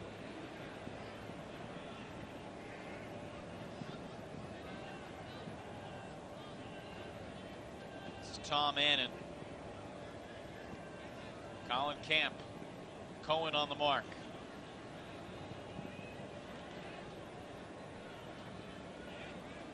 Peterson with the active mark on Kevin Brown. Johnson to Andrew Brown. Annan, end zone. 10-all.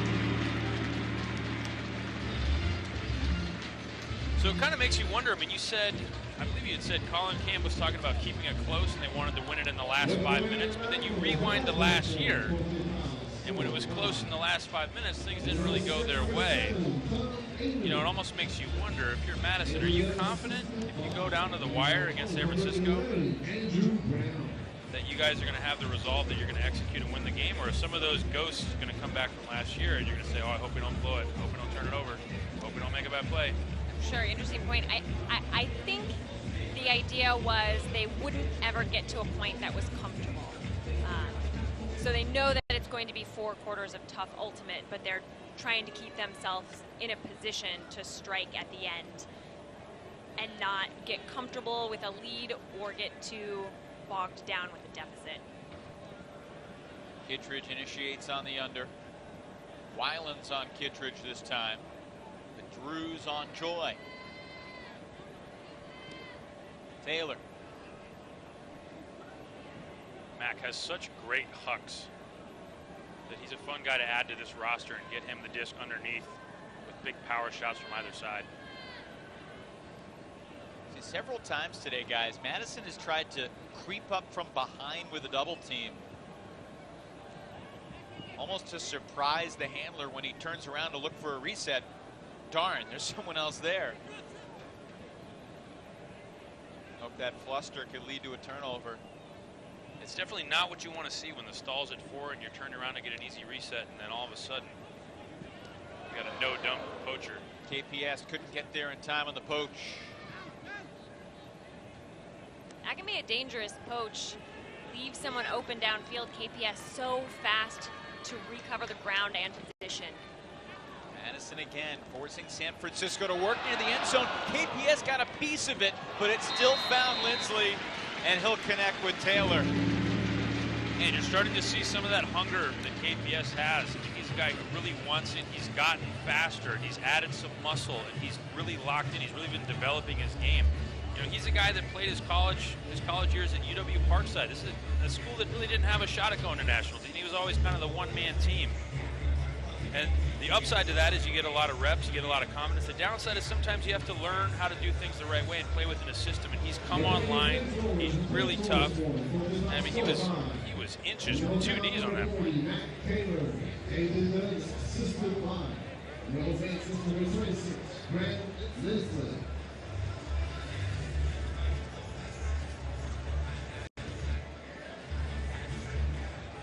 San Francisco back up by 1.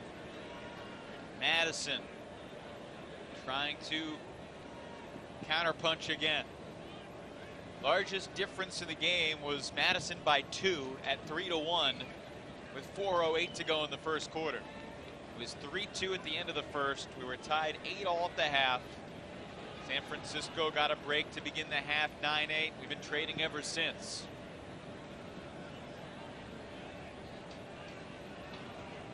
This is Camp. Floats it. Johnson.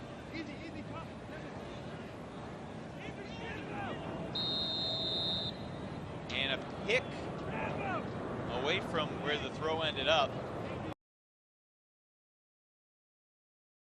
10 yards. The two different red zone defenses. Madison's trying all this quirky stuff, the poach, the double teams. Meanwhile, San Francisco is just trying to out-athlete Madison, it feels like. Yeah, it seems like there's safer looks. Wow, nice D. Safer looks for Madison, not as many unexpected looks, you're right. Johnson squeezes it into the tight space. Ben Nelson, beardless, but he's got his second goal of the day.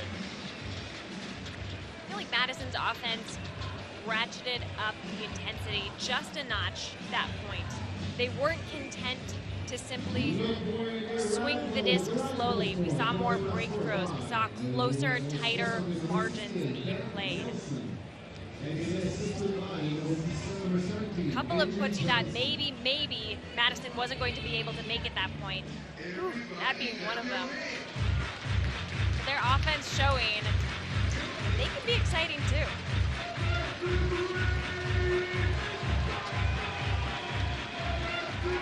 Got to be at least 2,000, perhaps 3,000 folks here at Claude Robillard Stadium. One of the big questions of the weekend is, will the Montreal fans root for Toronto? That's a good question. Typically, there's not a love-loss between those fan bases in many sports. True.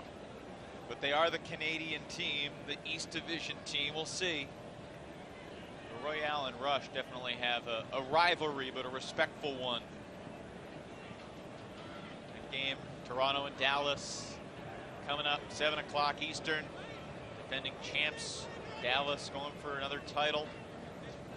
Toronto's trying to win their second title. They were the champs in 2013. Hosted championship weekend in 2014 when they lost to Bo Kittredge and Ashlyn Joy and Kurt Gibson in the final. Remember when Kurt Gibson played for San Jose? Another reason why the Spiders were great that year. Again, you see the quirky defense around the goal line. Madison basically morphing into their zone. And Joy knifes the flick to Taylor. 12-11, San Francisco back up 1.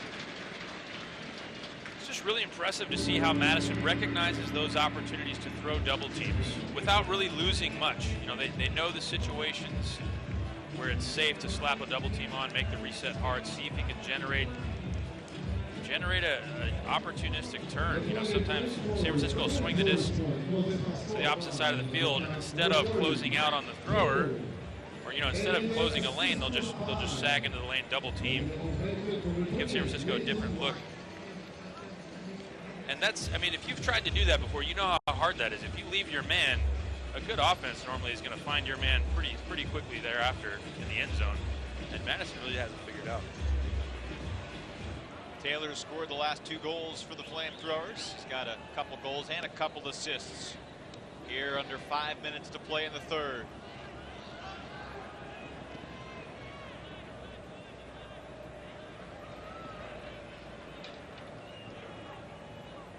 Nelson hassled by Peterson. Over to Wiseman. Sawyer Thompson, a promising young prospect out of Brown. Trywise thought about it. Stays conservative.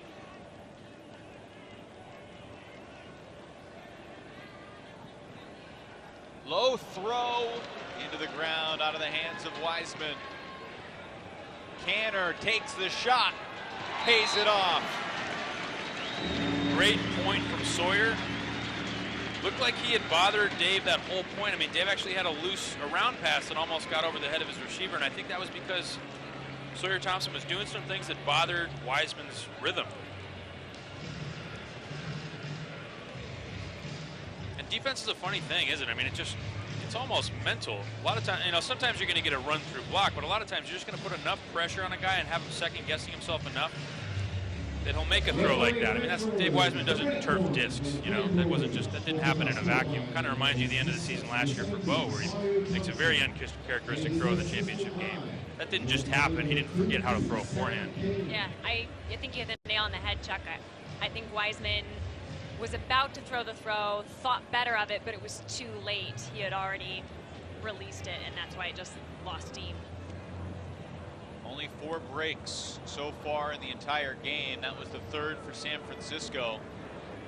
And now Madison in a spot where it feels like a must score. There's a lot of time left in this game, but you allow San Francisco to continue a string of breaks, you find yourself in trouble.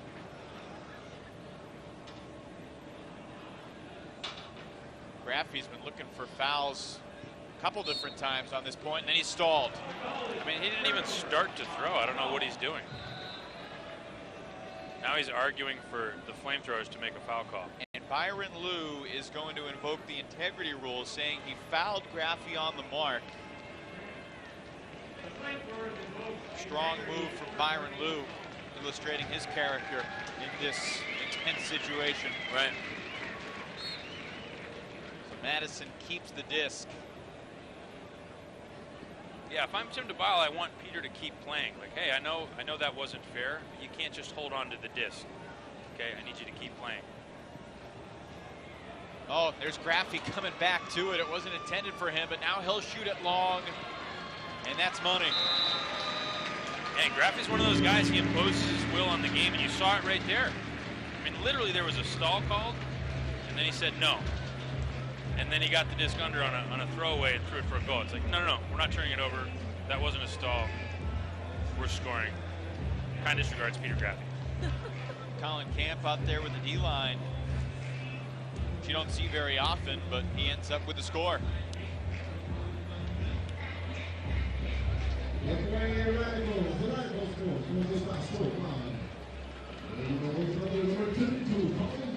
Madison's D-line will be led by Graffy. Kanaki, Drews, Weiland out there as well for Tim DeBile. Wholesale's well out of bounds.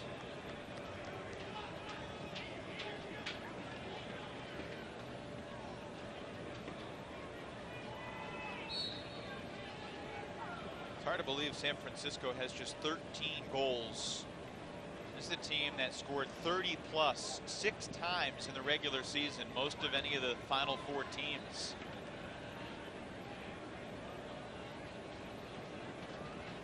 Including 33 in their West Division Championship game victory over Los Angeles.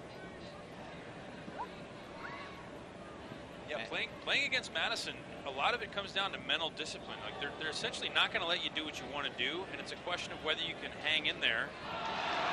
There's a great D from Kanaki. Yeah, but it mounts on you, and it's a question of whether you can hang in there and keep playing, even though you're not getting the high-scoring game you wanted. And they've done it to so many teams over the year. And they're about to tie it up. They were down 2. They're about to tie it up if they score here. Madison last broke San Francisco at 2-1 to make it 3-1. Meyer keeps it alive, and it works. Another score for Chris Weiland, and the Radicals are back even.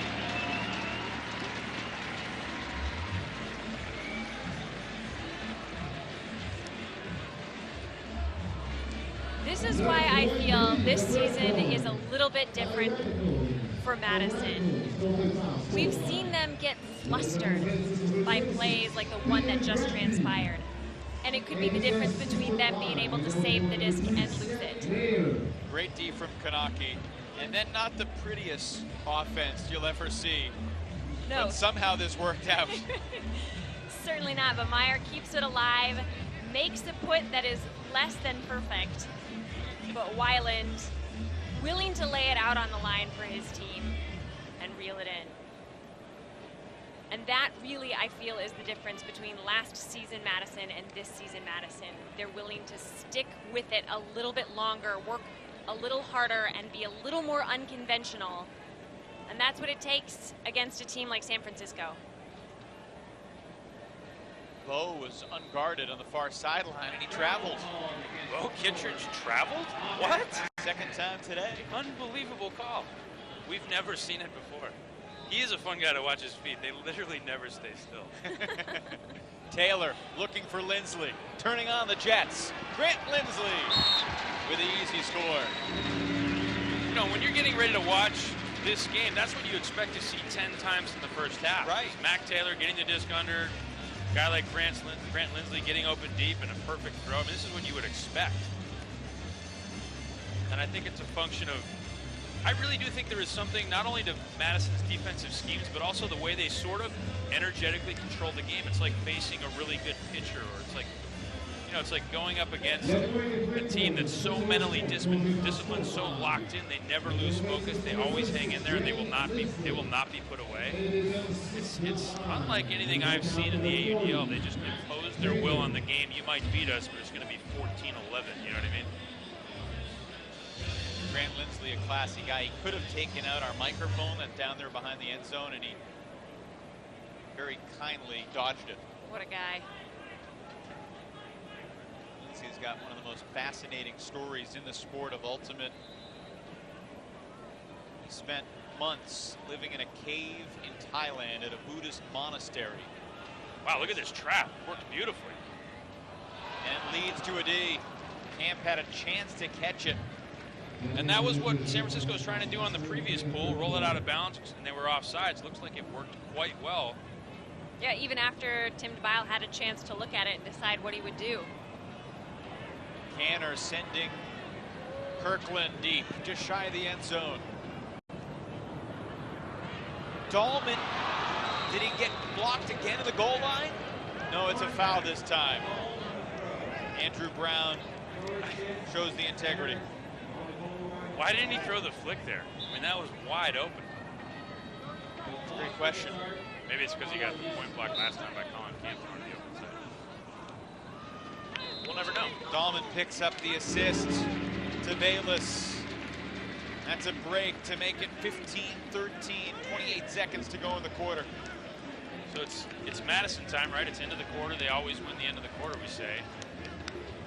They sure could use this one to keep it within one. You don't want to fall too far behind against San Francisco.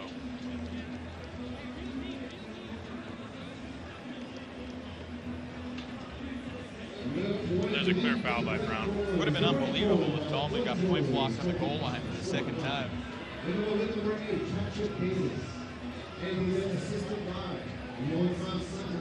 Bo Kittredge out there on D near the end of the quarter. Yeah. See Rasmussen will pull. Antoine Davis really hasn't made his mark on the game yet. Right, they've got Davis, Kittredge, and Cohen out there because they expect this to set up somewhere midfield and then a shot to the end zone. Madison will receive to start.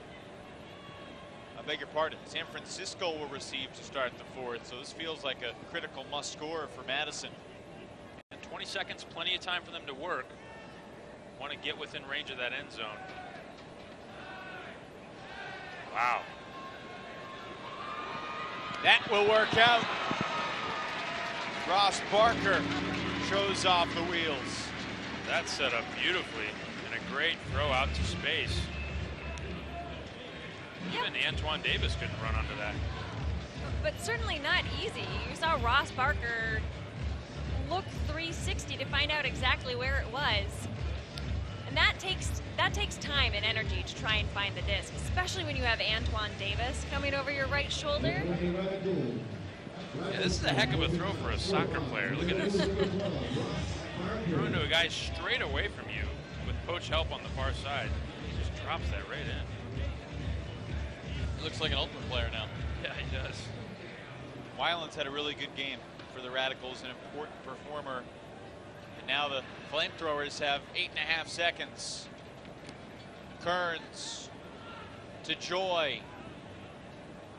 Gets it off with plenty of time to spare. And up in the end zone, it's Madison.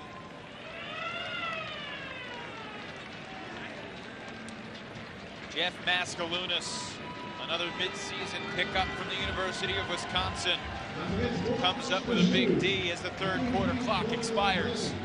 It was just what we talked about. Madison owns the end of the quarter. And once again, they score and then they hold.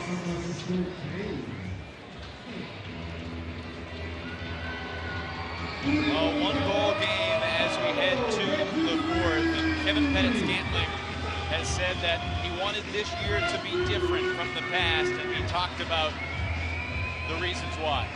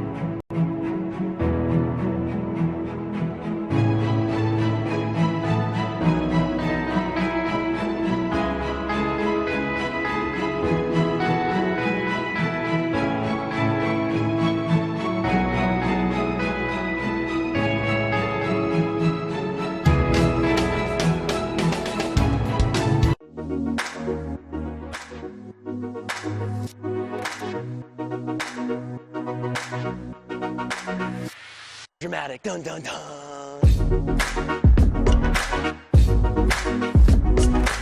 I'm gonna be Iron Man this year. They say that it's all about the journey, it's not about the destination. I think it is about the journey, but we're always pushing towards something. And we haven't gotten it in 4 years. And the culmination of our effort is coming. We can all feel it. And the thing that has been missing, and in my opinion, something I do for myself, I would never put this on my teammates, is what if I was at every practice? What if I was at every game? What if I did play every other point in a game? Would that have made a difference? And this year, I don't want any excuses. If we lose, if we don't make the championship weekend, if we lose in the championship game, I'll know that I did everything I could. And in the end, you need to be able to do that for your team. You can't expect your team to do that for you. You do that, and everybody contributes. Pretty good sense of the mentality of the Madison Radicals as we head into the fourth quarter. Radicals trailing by 1, San Francisco on offense. Megan, what's it going to take for Madison in these final 12 minutes? I think they're going to continue have to continue to change up their defense just a little bit so that San Francisco's offense can't get comfortable. Once they get comfortable, it's incredibly difficult to stop them.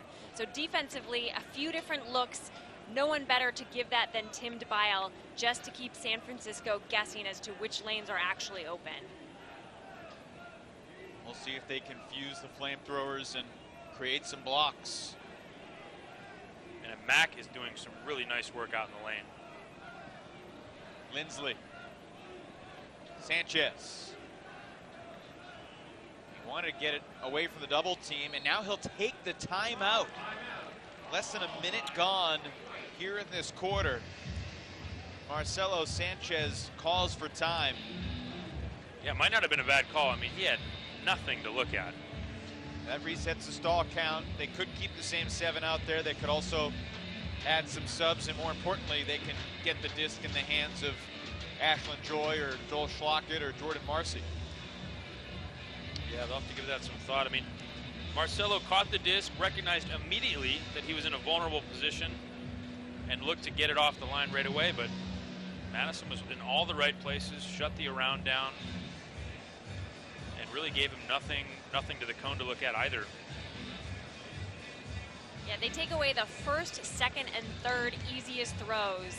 You're left with a hope and a prayer from the position Sanchez was occupying. Have you guys sensed from the first 3 quarters that this crowd is rooting one way or the other here in Montreal? Seems like Madison has their hearts. Maybe it's just the underdog, rooting for the underdog, I'm not sure. It will be Joy with the disc.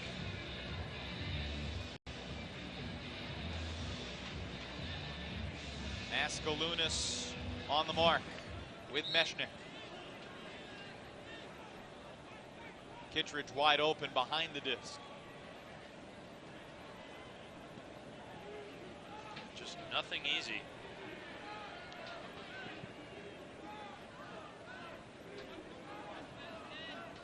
The Madison defense is just like another fun challenge for a guy like Ashland Joy to try and solve. It's a tricky riddle that he hasn't seen before. How about that? Wow. With authority, Joy to Schlockett. Yeah, it looked like a no-look backhand break, if I'm not mistaken. So great pressure. You can see Ashland taking the high percentage shots, gets the disc back here. Grant Lindsley, and then kind of looks to the left here and just threads it right between those defenders. Threads is the perfect word. That is a very narrow lane to throw down. And that was the previous score we saw from Ashland Joy to Taylor, Mac Taylor at the front of the end zone. I think Joy was super quick to recognize that as soon as the disc came to him, he'd have a split second and that lane to throw down. And that's why he scored as quickly as he did. But it takes a thrower with the kind of precision that Ashland Joy has to be able to make that confidently, because Madison is going to bid for those. Cody Kirkland, one of the better pullers from the West Division this year, gets this 31st point started. 16-14 San Francisco, closing in on 10 minutes to play. Only one of these teams can play tomorrow.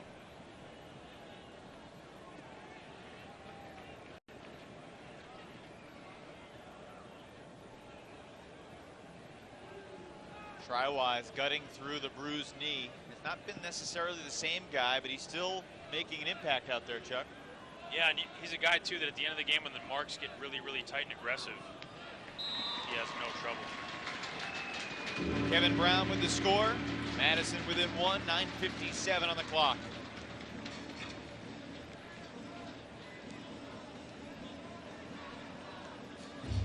And this was the Pat Triwise point. Yeah, just look at him just step. I mean, he's not even stepping out that wide, and he's able to just drop that down and just destroy that mark. That's a break. I mean, he looked about as comfortable as you could be throwing a devastating point-changing break against a good mark. I don't know how people do that. I've never understood why he can do that, but the rest of us can't. Why, when Andrew Brown and Ashland Joyce step out for a backhand break, that they never get foot blocked, because I always get foot blocked. Like, these guys just have this magic. I don't know what it is.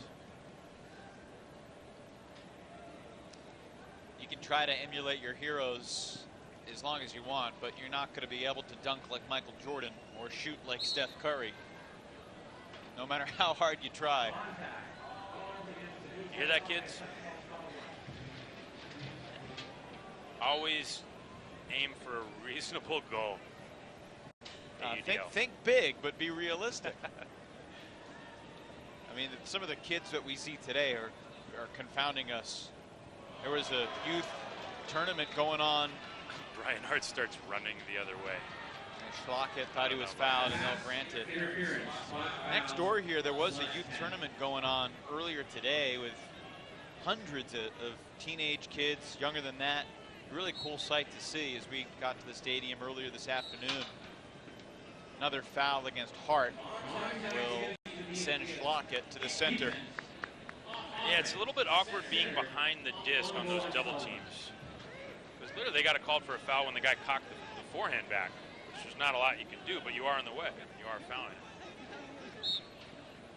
Tricky position to play well.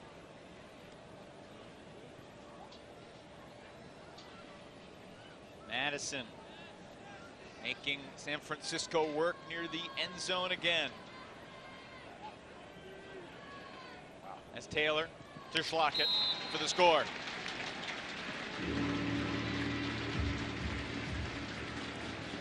Schlockett didn't score in the first half, but he's got 3 since halftime. Yeah, you know, one thing we have not seen, it seems like San Francisco has resolved not to throw hammers over the top in this red zone scenario. Because this is a defense that's very front-loaded here. There's 3 or 4 guys right around the disc, making all these resets difficult, making any throw up the middle kind of scary because of all the poachers in the area. And San Francisco's, from what I can tell, just decided we're not going to throw over the top here. Do you think they should be more ambitious, or are they making the right choice? Well, I think if they don't hit that, then the whole defense keeps sagging in and keeps sagging in. I think they should hit it once just to keep the defense honest. But I don't even see them looking for it. Like the guys in the back of the end zone aren't even really stretching anymore. Another important offensive point for the Radicals. If they get broken, it'll be San Francisco's largest lead of the game.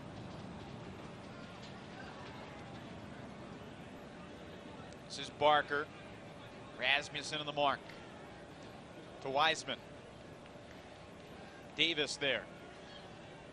Here's Schreiwise, chased by Lou. Wiseman. Thought about Barker, would have been testing Rasmussen. That's a dangerous throw. Poach D for Eli Kearns. To Dolman. Up the line, Kearns accelerating into the end zone.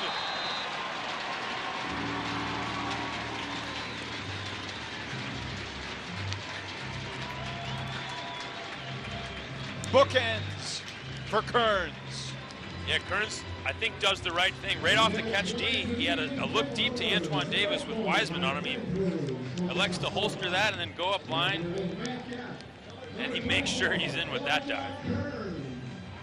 Now, what a grab. As soon as he leaves his feet, oh, here we see the D that led to his score. It's a nice run through D.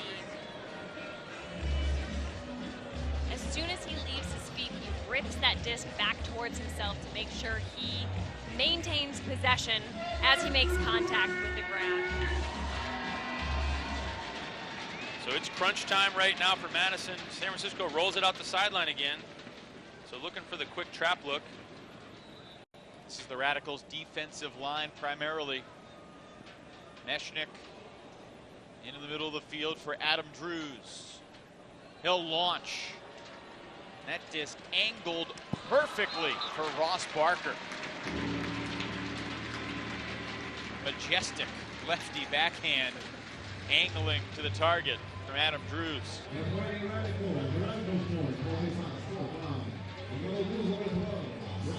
It'll be interesting to see how many of those Madison D-line guys stay out here for this next D point.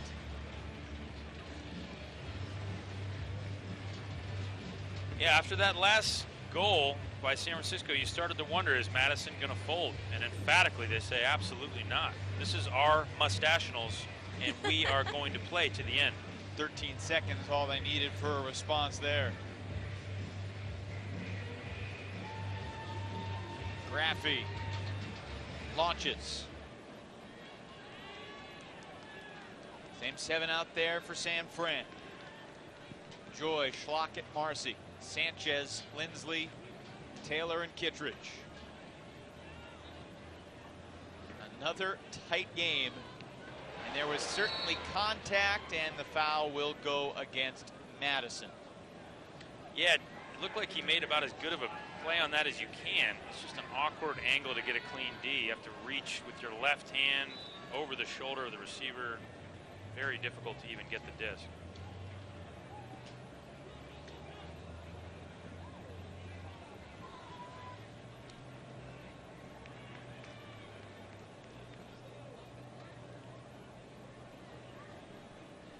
See the pressure mounting.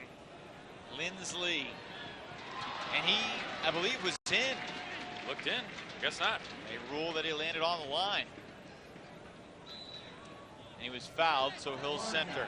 I would love to see a replay of that. I thought for sure he jumped in. I was sure he was in too. He must not have been off the ground when he caught it somehow. Or refereeing is not a science. Marcy to Schlockett, 19-16. Only a half quarter remaining for the Radicals if they don't rally here in Montreal. Yeah, you've got to love this Madison Radicals team. I mean, when you look down these rosters, you've got world famous players all over the San Francisco team, and then you've got these homegrown, talented Madison players. I don't know what was confusing about that. He was clearly in. May have taken a goal away from Grant. Joel Schlockett, who has scored a couple goals in his ultimate career. The Team USA leading scorer in London at the World Ultimate Gun Championships 2016. You just saw, with Kittredge and Joy there, 2 other guys who were his teammates. He's a guy who gets lost in the shuffle a little bit with those other 2 guys getting more of the notoriety, but he thinks, and I agree, that he's every bit as good as they are. Has he told you that? No, he doesn't talk so much. No, he doesn't. But I agree, he plays with a quiet confidence that shows with his relentless goal scoring. Like he's always trying to prove a point in a begrudging fashion. This is Avery Johnson. Over to Barker. To Camp.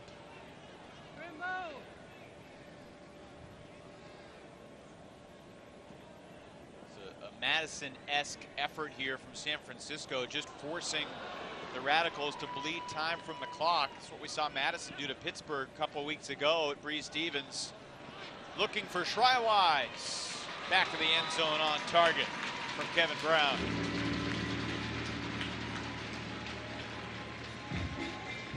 Just over 5 minutes to go. 2-point game. The environment here is really interesting. There's a lot going on, and every time somebody scores, there's this really foreboding gong sound. It sounds like the Undertaker is about to enter the ring. I like it. Yeah, it just I don't know how to describe it. There's a celebration, and then there's like a feeling of doom right after it. I have to think this score was a product of San Francisco not expecting Madison to put a throw like that. You notice the defense was front-loaded to the top of the end zone. Schreiwise was completely uncontested with that catch.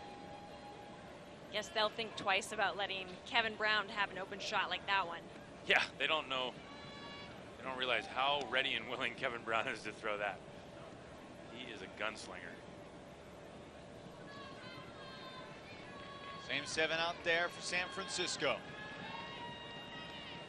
They've certainly gotten into a rhythm here in the second half. Oh, wow. Taylor threw after a whistle. The disc is going to hit the ground, and the disc is coming back to the Flamethrowers. Yeah, strange sequence of events.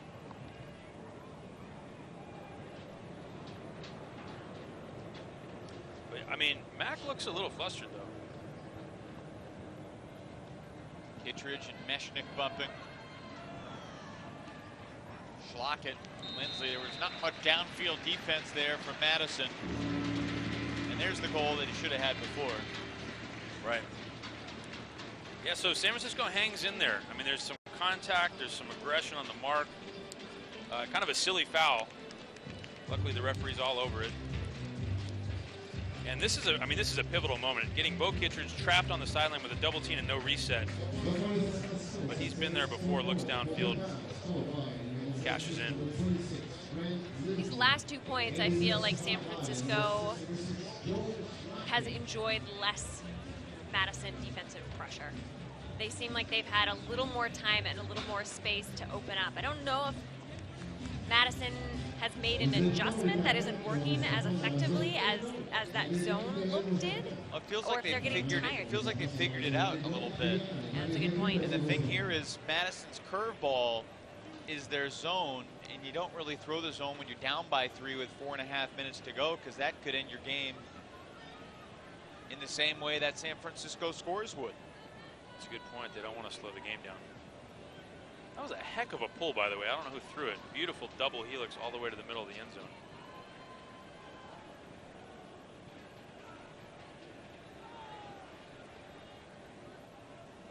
Time running short for the Radicals. This is Barker looking for Kevin Brown. Pretty shot.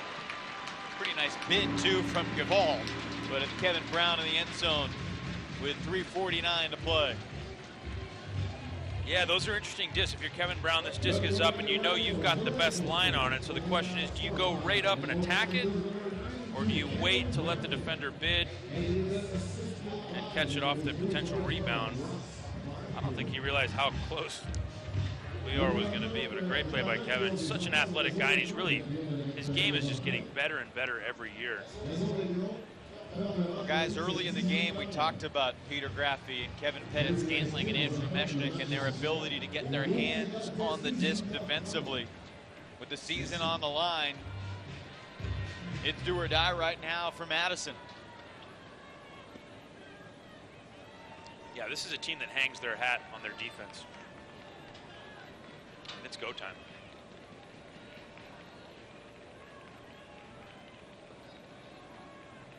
Gosh, look at this. Look at this forest that Joel Schlockett is in right now. Schlockett was very nearly stalled. That would have been a gigantic call. Maybe a half-second longer. Sending Lindsley. Madison's been playing underneath, and San Francisco's starting to take advantage. Gorgeous shot, Lindsley. Well, it certainly wasn't a bad decision for Madison to play under, given San Francisco's inability to connect long. But Evan, I think I agree with you. San Francisco's starting to figure it out, learning how to function against this bothersome Madison defense that continues to change. And so we're seeing them look a little more confident and comfortable, starting to bring out the element of the San Francisco offense that made us say, this is going to be a tough game for Madison. Yeah, you know, San Francisco has not hit that many deep shots. You know, I mean, it's important to hit those when they're there. Because I mean, before that shot went up, if you went back and just looked at the field, there were no downfield cutters. There were a bunch of people kind of in a popper position near the disc, 2 or 3 resets, a couple lateral cutters. There was literally nobody downfield. So it's important to stretch it out, hit the over-the-tops, hit the deep shots if you're San Francisco.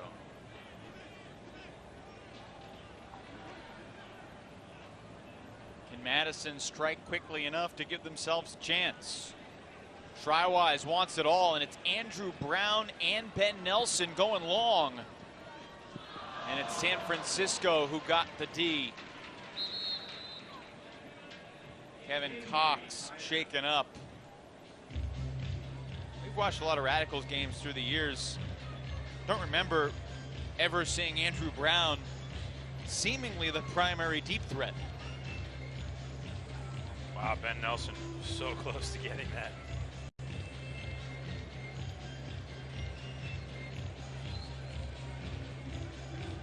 Even rarer still is Andrew Brown and Ben Nelson jockeying for position on the receiving end.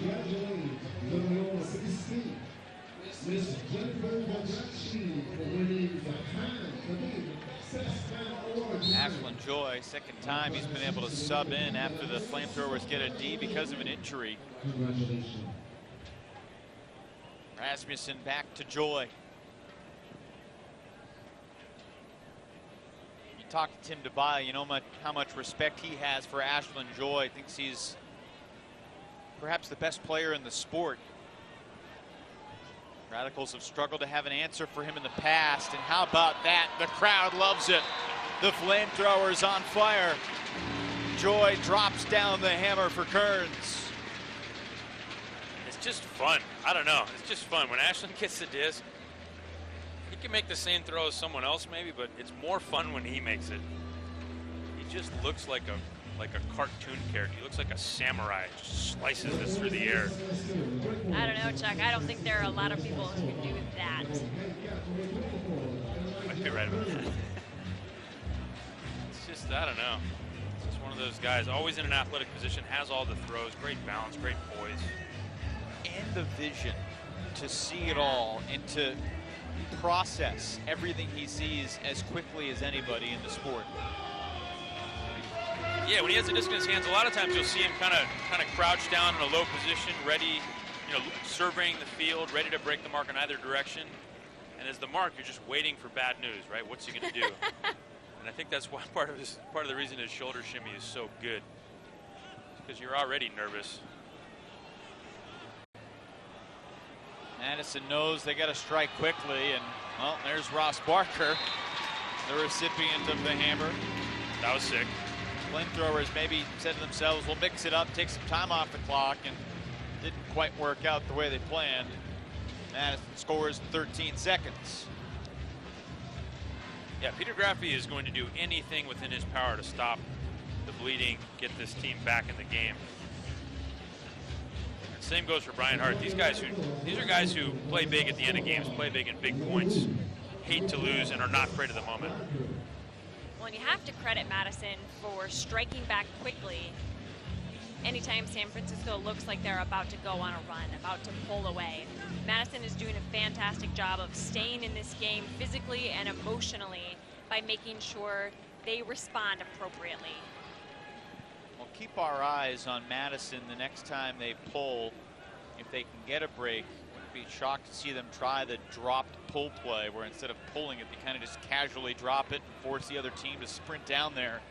We saw that from Toronto a couple times in championship weekend last year against Dallas. Kind of the onside pull.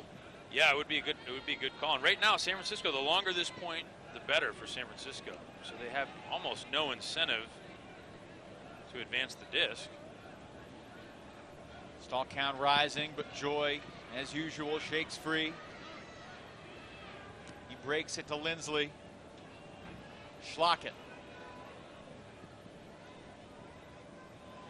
The San Francisco franchise, founded in 2014, made the playoffs every year in their existence, but did not win a playoff game until they beat LA in the West Final a couple weeks ago. And now they're 60 seconds away from Championship Sunday. They have just taken control of the game here. Can't allow these resets if you're Madison. I know in the first half you were a little disappointed in San Francisco's performance as Jordan Marcy takes the timeout. Has your mindset changed about this team watching them in the third and fourth quarters? Well, they came out in the third quarter and things looked a little different. There was more pressure and the offense started to click in a little bit. I still don't see this team winning tomorrow. But if they run into Dallas, let's say Dallas gets through Toronto, I haven't seen anything that's made me think that they're going to beat Dallas tomorrow. But I think the credit to that end goes to the Madison defense. Like, I think it's a force unto itself, and I don't know that. I mean, Dallas is a squad that's going to take the disc away from individuals, but I don't know that they can apply the same kind of team pressure that Madison can, that changes the nature of an opposing team's offense. I'm not saying one is better than the other. I'm just saying Madison's look is so unique that San Francisco probably won't look like this tomorrow. That makes a lot of sense. Well, the Flamethrowers, if they can hang on, will get to just relax, enjoy the Roughnecks and rush, and await an opponent. Yeah, it's got to be nice to play the early game and just relax. If you win it, absolutely. San Francisco didn't shuffle its personnel too much. Eli Kearns did come into the game.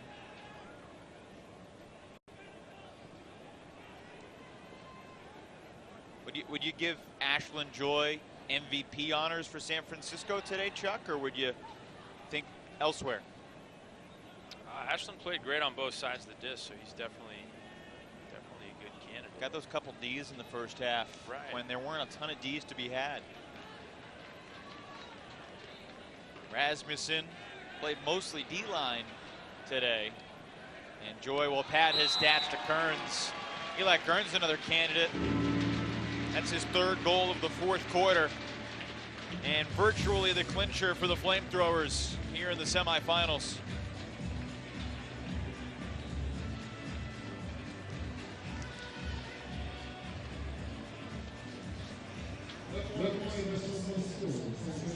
Yeah, that was the perfect point for San Francisco. I mean, ran, what, 90 seconds off the clock, playing real possession offense and scoring. And the connection, Megan, two guys in Kearns and Joy that weren't on the team when the roster was officially announced in April. Two mid-season additions. Not too shabby to add a couple guys like that.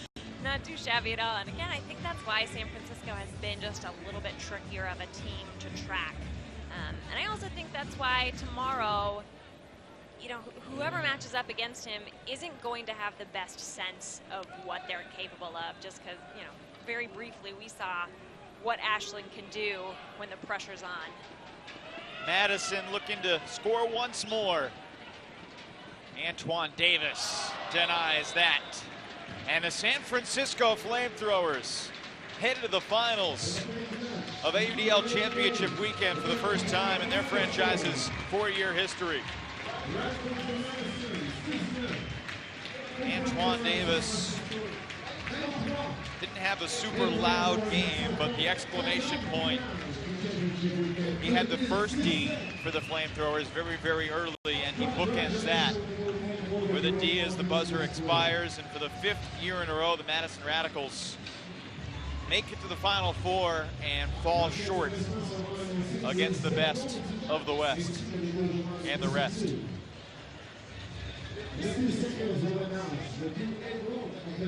Very tough loss for Madison, who came in determined to prove that they had changed, that their roster addition was enough to show that they could hang with the tops of the other division.